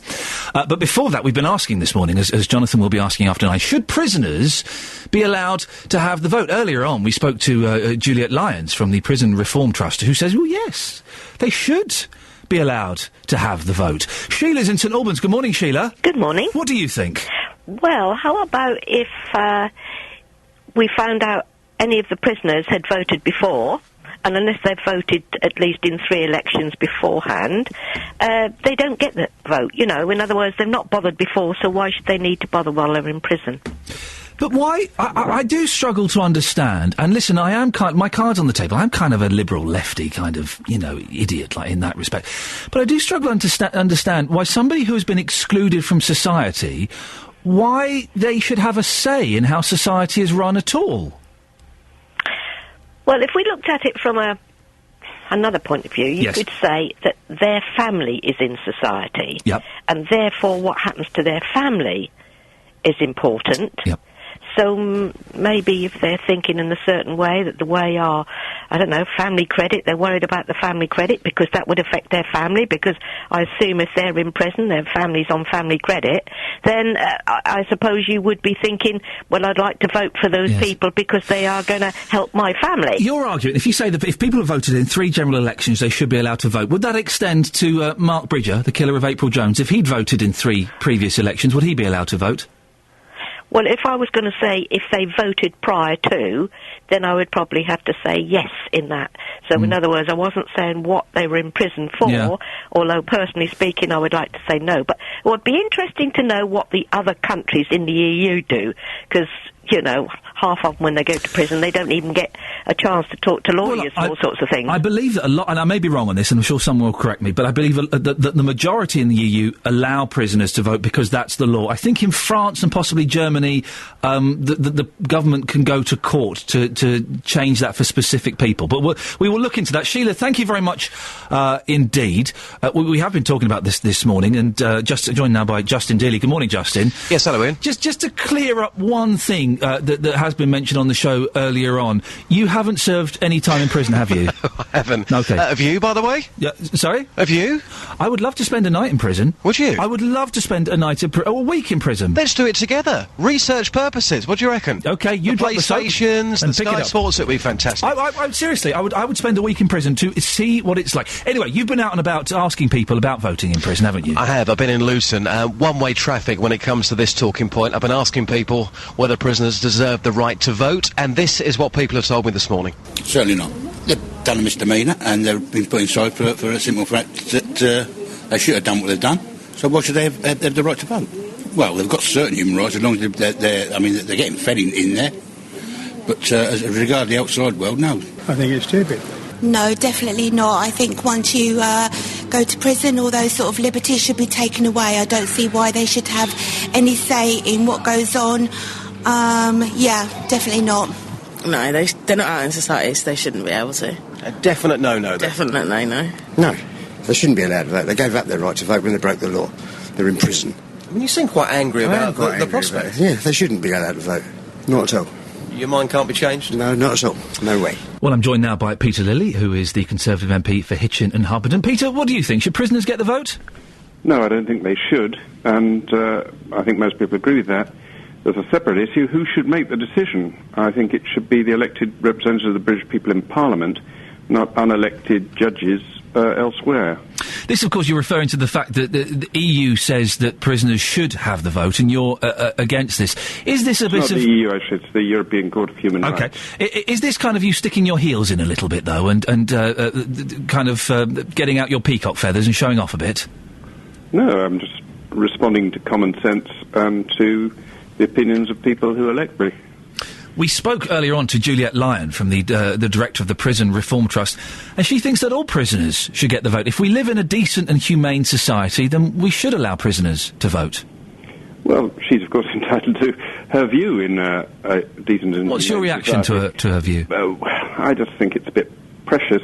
If people break the law, they can't expect to make the law. And effectively through our legislators, that's what we normally do. Of course, the European Court's taking away the right to make the law on this issue, even from people who don't break the law, which I also object to. There are some people who might say that prisoners being allowed to vote is part of their rehabilitation back into society, that we should be encouraging them to feel as though they're involved in society. Well, they can be encouraged to read the newspapers and have learned discussions about what ought to be done, but they're in prison. They've done wrong. They're deprived of lots of freedoms. They can't go out and walk about the town in the evening. And one of the things they can't do is that they can't go out and vote or exercise a postal vote. I don't think there's any serious demand from prisoners for this, or really from any of those involved in prisoner rehabilitation, which is an extremely important thing. The idea that the right to vote is going to be a serious matter, and that it's getting skills and jobs and having homes to go to when they leave, those are the things we ought to be focusing on, not giving them the vote. And would you extend that to all prisoners? So from the worst kind of murderers down to shoplifters, everybody in prison would be excluded from the vote? I think the logical thing to do is to say while you're in prison you can't vote, but you could have some minimum period sentence that particular deprivation doesn't count. Are we, as a nation, breaking the law by having that? I don't think we are. I think Parliament has the right to override decisions of the European Court. It's just been averse to exercising it, and I think we ought to exercise that right. There was a slight hesitation in your voice. You say you don't think we're breaking the law. Is there a little uncertainty about it? Yes, there's a little uncertainty. Right. I'm not certain of everything in life. No, of course. OK. Peter, I appreciate your time this morning. It's Peter Lilly, Conservative MP for Hitchin and Harpenden. He thinks that all prisoners should be excluded from having the vote. Well, what do you think? 08459 455 555. We did hear from Juliet Lyon earlier on, the director of the Prison Reform Trust, who thinks that complete opposite view. All prisoners should have the vote, even the nastiest child killers and whatever. Everyone should have the vote. Well, you can give me a call now, 08459 455 555. JVS will be talking about it after 9. That's the latest news and sport, and I'll be back with more at 9 o'clock. That's what you think. Across beds, hearts and bucks. This is Iain Lee. BBC Three Counties Radio. Me no speak English. Morning, this is Iain Lee, BBC Three Counties Radio. I'm back, and I'm here, and I will be here every weekday morning from now on till 6 till 9 o'clock. Is that what the hours are? Something like that. Thereabouts. I'll turn up, and I'll be ready to go whenever they want me. JVS will be on at 9. Before that, more about prison voting, more about dirty hands as well. I don't wash my hands after I go to the loo. It's pointless. My hands, a couple of hours ago, were daubed in this magic dust that is going to be examined by a health expert a bit later on in the show. And she'll be able to tell me just how dirty they are. I think they'll be fine. I think they'll be fine. Now, should prisoners be able to vote? Well, that topic is under debate today as our government say no, Europe says yes. Attorney General for England and Wales and MP for Beaconsfield, Dominic Grieve, is to testify later in the UK Supreme Court that Parliament, rather than Europe, should decide whether prisoners here can vote. It'll be the first time an Attorney General has appeared in the court since it was established in 2009. EU law says prisoners have the right to vote in at least European parliamentary elections in the UK and UK elections, and that the Prime Minister cannot go against EU law. Well, earlier on in the show, I spoke to Juliet Lyon, who is director of the Prison Reform Trust, and think prisoners should get the vote, even those responsible for appalling crimes like Ian Huntley and Mark Bridger. Certainly not. Oh, I keep putting it on the wrong button. Here we go. Yes, actually. And do you know what you're saying? If you think about it, you've got a prison in your area. You know, think about the prison staff who work there. Yeah. Think about the way in which they're required to treat people with humanity and respect. The punishment is imprisonment and loss of his liberty, and that is what he's serving. And prison staff have to look after him with dignity and respect. Right. And this is probably why prison governors, probably why bishops to prisons, probably by inspectors of prisons, all think that as an ordinary part of life in prison, and for most people, not everybody, but only 40 people will never leave prison, for most people it's an ordinary part of their resettlement, and it's about a duty, and it's about a responsibility. Well, listening to that is John in Watford, who's been in and out of prison for his whole life. Morning, John. Morning. John, when was the last time you were in prison? Ooh, got to be about nearly 30 years now. And can I ask, what were you in prison for? Mainly burglary, but not house burglary. OK. What do you think? Should prisoners have the vote? No, they shouldn't have the vote. Why not? That's being honest. All they want to vote about is if the sentence was being reduced, then they want to vote. Other than that, I wouldn't want to vote at all. What's the point? But what about... there may be some prisoners who are perhaps slightly more politically minded than you were at the time, who do want to have a say in how the country is run. Shouldn't they have that right? No, you don't have rights. As a prisoner, you don't have rights. That's the way I look at it. The punishment today, believe you me, is a lot easier. Then, the time when I was in prison then, it was a lot harder. Then, yeah, you probably wanted to vote then, but now, no.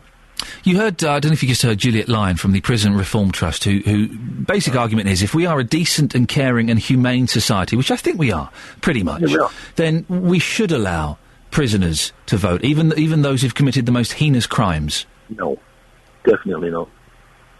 That's just a definite no.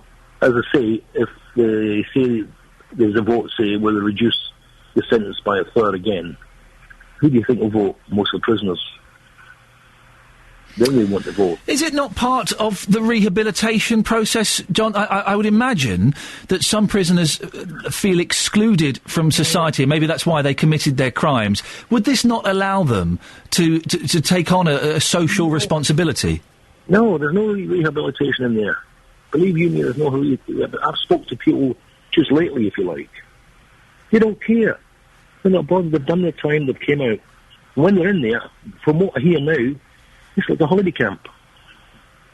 You know, it's absolutely... I just can't believe what I'm hearing, some of the things they've got now and what they're allowed to do. Well, what kind of things have they got? Time, you'd learn a lesson. But today, they won't learn a lesson, believe you me. John, listen, I appreciate your time. That's John in Watford, who has been in prison. He's been out of prison for a long time. What do you think? Should prisoners have the votes? 08459 455 555. You can give us a call on that. JVS will be talking about that after 9 o'clock as well, so you can give him a call. Now, a new website which ranks areas of England according to premature death rates has identified that people in Luton have a greater chance of dying early. The town has come 108th out of 150 authorities for having the worst early death rate in England. The figures have been published by Public Health England, which uses a traffic light system to show the number of people dying under the age of 75. They made a serious thing fun. But the local government association says the table is a dangerous oversimplification, ignoring factors like deprivation. Well, Professor John Newton is from Public Health England and joins me now. Good morning, Professor. Good morning. The local government association say the table is a dangerous oversimplification and you are ignoring facts like deprivation. I think what they say actually is that it could be a dangerous oversimplification. The data are the data. We've been measuring mortality for many years in this country, and our website presents them in, as you say, a very accessible way.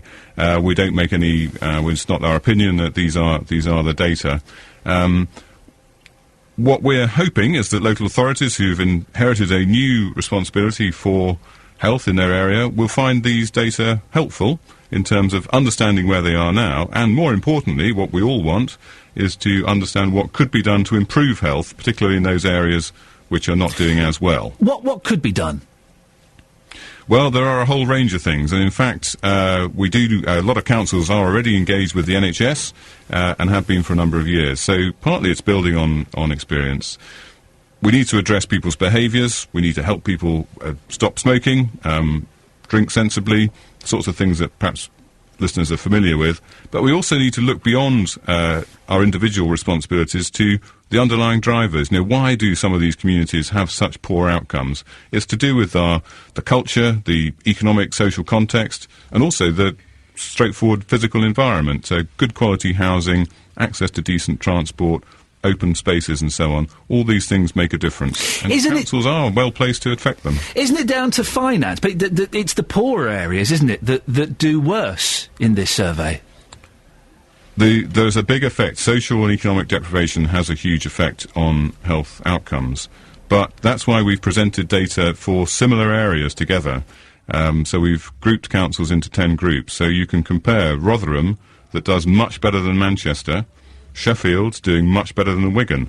We have to ask why, and that's not just about deprivation, because these are similar areas. Professor John Newton from Public Health England, thank you very much indeed. Across beds, hearts and bucks. This is BBC Three Counties Radio. Oh dear, oh dear, oh dear. Oh dear, oh dear, oh dear. The backlash, not the splashback, the backlash begins from you, dear listener. I thought it was too good to last. Listen, I don't wash my hands after I go to the loo. Deal with it. I suspect that most of you don't either. OK? If you're honest, we spoke to a milkman who doesn't wash his hands, and then when he realised his job may be in jeopardy, no, I do. I remember now, I do. Got some texts. Evan Luton says, when you go to the toilet and wash your hands and then dry them, how do you get out of the toilets? You grip the dirty door handle. Correct. Sharon says, Iain, dirty, dirty, dirty boy. Oh, I like you, Sharon. You must wash your hands after going to the toilet. How horrible for your colleagues having to touch things that you have touched. You say horrible for me. Justin Delia's just made us all a cup of tea. It must be, something's happening. It's a rarity. I noticed that producer Tara just pulled off, Tara, what was it you pulled off of that cup there? What did you remove? He's probably listening, and obviously he did a marvellous thing by doing a round of drinks for us, but there was a hair in it. There was a hair in your cup of tea? Yes, and it was actually dangling below the surface of the liquid. Are you going to drink that tea? No. There we go, you see? And he claims to wash his hands! Rapid Stew has texted in. I saw your picture on a bus. Yeah, I got my pictures on the bus. I'm living the dream. It's okay, but why are you picking your nose? I hope you wash your hands after. I'm not picking my nose, I'm looking thoughtful. In that, thank you very much. Sue in Luton has emailed in. Ian, you can't see... for goodness sake. Staphylococcus bacteria, yeah. But it can make you very ill if passed on. You can't see Campylobacter, Salmonella, Shigella. Shigella, she was a singer, wasn't she? Died in an aeroplane crash. An E. coli. But passed on by unwashed hands, they cause diarrhoea. Disgusting. I started washing hands as a kid when I saw a scientist put his hands on germs, then on top of 10 sheets of loo roll which covered a dish. The dish grew those germs. Oh. Come on, what has science got to do with it? Another test was to shake hands with 10 people. The 10th person placed their hands and it grew as well. Oh, for goodness sakes. Sue. John's in Milton Keynes. John, good morning. Sorry, I was going to say afternoon, Ian. Good morning, Ian. Don't say afternoon, John. That's insane talk. It's the morning. That's why we're wishing the time away, yeah. Yeah, let's not wish the time away. Now, listen, you don't you sound like a sensible man. A slightly dirty man. You don't wash your hands after going to the loo, do you? Well, I'm a slightly dirty man because when I'm in someone's house or in my house, I'll always wash my hands. Make a point every time to give my hands a good old scrub. But if I'm in my garden doing something dirty outside, like building work, whatever it is, or laying plants, I'll pee in my garden over my plants, which is probably good for my plants anyway. I won't bother washing my hands. You pee on your plants? I might do, yeah. And yet you claim to be a decent human being. That's more disgusting than me doing a number 1 or a number 2 and not washing my hands in a toilet. Well, you know what? Also, I tell you what, Ian, I used to play golf many years ago, and I remember on the golf course, men can easily go for a pee, and I never wash their hands. Hang on a second. This is a secret world I'd never heard of. I'm not particularly au fait with golf. Well, so you're saying that one of the things that men do is they go for a wee on the golf course? On the golf course, in the bushes, it's the sort of thing a lady can't do for obvious reasons. They go into the bushes, have a pee, and on the 18th green, after a round of golf had finished, one of the players who'd just done that wanted to shake everyone's hand, and I said, sorry, I can't shake your hand because you didn't wash your hands after a pee. So that's kind of an accepted thing between so the regular players. Golf etiquette is you don't shake hands on the golf course because you've all urinated in the bushes. Well, it's my etiquette. Because if I know someone's gone for a pee, or if I've gone for a pee in the bushes, I'll warn everyone. I say, look, I've gone for a pee. Do you want to shake my hand or not? It's up to you. Well, you give them the option. That's nice of you. Isn't it good to see that some people say that BBC Three Counties Radio has dumbed down since I joined, and I think I can quite disprove that. Now, listen, let's be honest, okay? And most of you've kind of you've been a little bit dodgy with me when you go to the toilet, particularly gentlemen, but ladies as well. You don't wash your hands, do you? Of course you don't. There's no need. I do not urinate on my hands, and my penis is clean. It is. It is. Well, Justin Dealey has been out and about and asking gentlemen whether or not they wash their hands after they've used the loo. No, not every time. Most of the time, yes, but I have to say there are occasions when I do not. Why don't you wash your hands? Because I'm a great believer in my body will function and combat all the things that I'm putting in me. I haven't got time to be washing my hands. I'm not a freeloader like you. I'm working for a living. No, I'm joking. Most times, yeah. Most times? Well, 90%. Well, listen, most of those men to speak. I love that really posh guy. Well, sometimes. Well, apparently, not everyone agrees with my attitude, and Dr. Lisa Ackley is from Hygiene Audit Systems in St Albans. You join me in the studio now. Good morning, Doctor. Good morning. Are you a proper doctor? I really object to that, you know. I know, I'm teasing you. I'm a PhD. No, exactly, thank you. And you're wearing a white coat as well. Absolutely. Now, what's your attitude to people who don't wash their hands after going to the loo?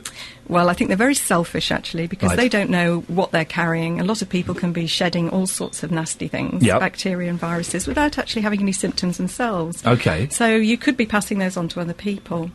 But my hands are clean. I don't wee on them. There's nothing particularly. I said on the air earlier. I've been visiting someone in hospital this week. I clean my hands in the hospital, of course, mainly because the nurses are quite strict there, and they would tell me off otherwise. But if I'm at home, hanging out with the kids, watching TV, I don't need to do it there, do I? Well, the thing is, it's a really easy thing to do. It's one of the biggest public health measures just to wash your hands, particularly after going to the toilet. And what's surprising is, I know you had a milkman on earlier and we sort of got in a bit of a tangle about hand washing, but 39% of caterers don't wash their hands after going to the toilet. They've actually admitted that. Now, would you want to go into a restaurant and actually pick up basically someone's fecal... I'm just going to press one button. Bear with me a second. Across beds, hearts and bucks. This is Iain Lee. BBC Three Counties Radio. Sophie Solera, is your box causing feedback on the radio? It might be, yeah. There we go. Thank you. Take your box out of the studio immediately, for goodness sakes. Now, listen, Doctor, we did a little test earlier on. I was given some strange powder to put on my hands. What was that powder for? Right, this is our germ simulation kit. So basically, we're putting powder on your hands to simulate the germs. So let's imagine that you've been to the loo, you're covered in germs, that's the powder on your hands. Okay. Now we're going to... And you didn't wash your hands. Okay. So we're now going to see where those hands have been, because basically your hands are the M25 of the bacterial world. Okay, so Sophie, you've been out with the good doctor, haven't you? I have, After yes. I've had this powder on my hands, I've done the show, I kind of don't move Yeah. about too much, but I have strolled around the building slightly. What were you doing with the doctor? Essentially, what we were doing were we were checking with the doctor's torch here. I see, yes. To see where you've been. Yeah. So we've been following your tracks. And I think, Dr. Lisa, if you could have a little look around Ian's table now to see exactly where he's been It's this exciting. morning. So this is an ultraviolet light. There we go. Yeah. So Lovely. if you go round there, Lisa. Come round. Don't take your headphones off. Don't worry about the headphones. You make yourself comfortable. Let's have a little look. So this is at the desk. This is where I've been all morning. Right, let's have a look. Oh, look at your hands. So you see? Okay, See yeah. what the powder's doing. Yes. Right. So That's stimulated bacteria. There's Ian. powder on my knob. Yeah. I've been touching. I've been touching that. That's the fader for Justin. Right, what else have you been touching? Let's have a look. See? Oh, It's quite light in here. yeah. Oh, don't give me the. It's quite light. I've got clean hands. I think we should have a little look outside. I think the reason there's not so much powder on your hands Yes. is because you put your powder all over the rest of Have I deposited it elsewhere? I think you may well have done. Yeah. Okay. Sophie, what have you got for us? Well, I'm thinking that we should go and have a little Yes. look. If my machinery works and Yep. my equipment, we could have a little look to see where you've been. Should we Okay. take a little look? You go and have a little look outside. You're Okay. You're going to do a little roving report. Lisa, live. put your headset on and see if we can find Ian. Okay, off you go. Okay. I think they'll be disappointed. I think I've done quite well so far. Let's. What's this? This is very I'm mobile, isn't stuck. it? Here we go. Oh, this is There working. we go. Right. Off you go. Go At on. the moment, we can hear some kind of other radio station. Oh, yes, But we're who's- just going to do a little check. I think they're listening to Heart. So, Lisa, if we head out here. Right. Well, they've gone out. What they don't know is that we can't hear them. Well, that exercise worked perfectly well, didn't it? Which was fantastic. I think. Well, I think Mark Forrest might be running this one tonight. I think what they're going to say is that they're going to go outside around the building. They can see where I've left a deposit from the hands, of course. And I've been touching bits and pieces. The implication being that I am leaving germs all over the building, which I don't think is the case at all. You've been very coy, dear listener, in admitting that you do the same thing, and I suspect that most of you do the same thing. Come back and join us, because that little technical thing didn't work in the slightest, which it was never going to, let's be honest. What could possibly go wrong when technicals are brought into... But Lisa, you did have a look around earlier on. What did you see? What did you notice? Well, I think you've been to the toilet. You've been to the disabled toilet, because there's a paw print on there. Oh! Okay, now what's a bit worrying... Yep. Is there's no powder on the taps. I didn't clean my hands. No, obviously not, no. But then we've also found quite a lot of powder on the handrail. Yes. So that means that somebody else touching that would effectively be taking the powder off and putting it and the somewhere. powder are germs, is what you're saying. Well, that's what we're simulating. Okay, yeah. yes. So basically, by not actually washing your hands, you could be spreading the bacteria all around the place, and then someone else could be coming and picking it up. So I may have given bacteria to a disabled person or someone using that toilet. Else. Yeah, that's right. Okay. Yeah. And that's a bad thing? Well, of course. I mean, we'd hope that you're not carrying anything nasty, but you might be, and you might not know about it. So, I mean, for example, 3 million people suffer from norovirus in the UK every year. Yep. And a lot of people, 16 to 30%, may be shedding it without knowing. So they could go to the loo, not wash their hands, put it on the handrail. It's infective in very low doses, so that means it could be spread really easily. I'll never eat nuts in a bar. From a table. You're never supposed to do it. If there's a bowl of nuts on a bar, you're not supposed to eat them, are you? Well, not if you've been there first, because you won't have washed your hands after going to the loo and put your hands in that bowl of nuts. That's horrible. JVS said you were very nice. You're a very rude young lady. So what? Okay, but also there's another thing. People, and I know this because I am kind of open-minded. People don't wash their hands properly, do they? When they've been to the loo, they just run it under the tap, do a little bit of that, and of course, what you're supposed to do is you're supposed to go in between all of the fingers and up and down the fingers. And so people don't Most people don't do that, do they? No, and then, we see awful examples on the television, for example, some of the top chefs, for example, on Saturday Morning Kitchen. Yes. They just rinse their hands under the taps, and then I saw somebody wipe their hands on their trousers rather than use a towel. It's not very good practice. So what would your advice be? You've been a very good sport this morning. I appreciate you coming in. What would your advice be for me and, for example, the milkman that we heard earlier on? Well, I think always wash your hands if you are able to, and if you can't, for example, the milkman on his rounds might not have a wash basin. He's doing the right thing using an antibacterial wipe or some gel, but best of all, just wash your hands. It doesn't take very long, and it could actually save your life or somebody else's. Okay, well, it's nice to meet you. Do you want to shake hands? No! Oh, you did it! You go and wash your hands. Dr. Lisa Rackley from Hygiene Audit Systems, very nice to meet you indeed. Thank you very much. I think I got up quite lively there. Well, there you go, that's it. Don't forget, if you want to go to iTunes or the BBC podcast website, you can download a weekly podcast of this show. I've heard last week's, and Catherine Boyle was very rude about me. Back tomorrow at 6. JBS is up next. Ta-ta. On FM, AM, online and digital radio. This is BBC Three Counties Radio. Thank you, Iain.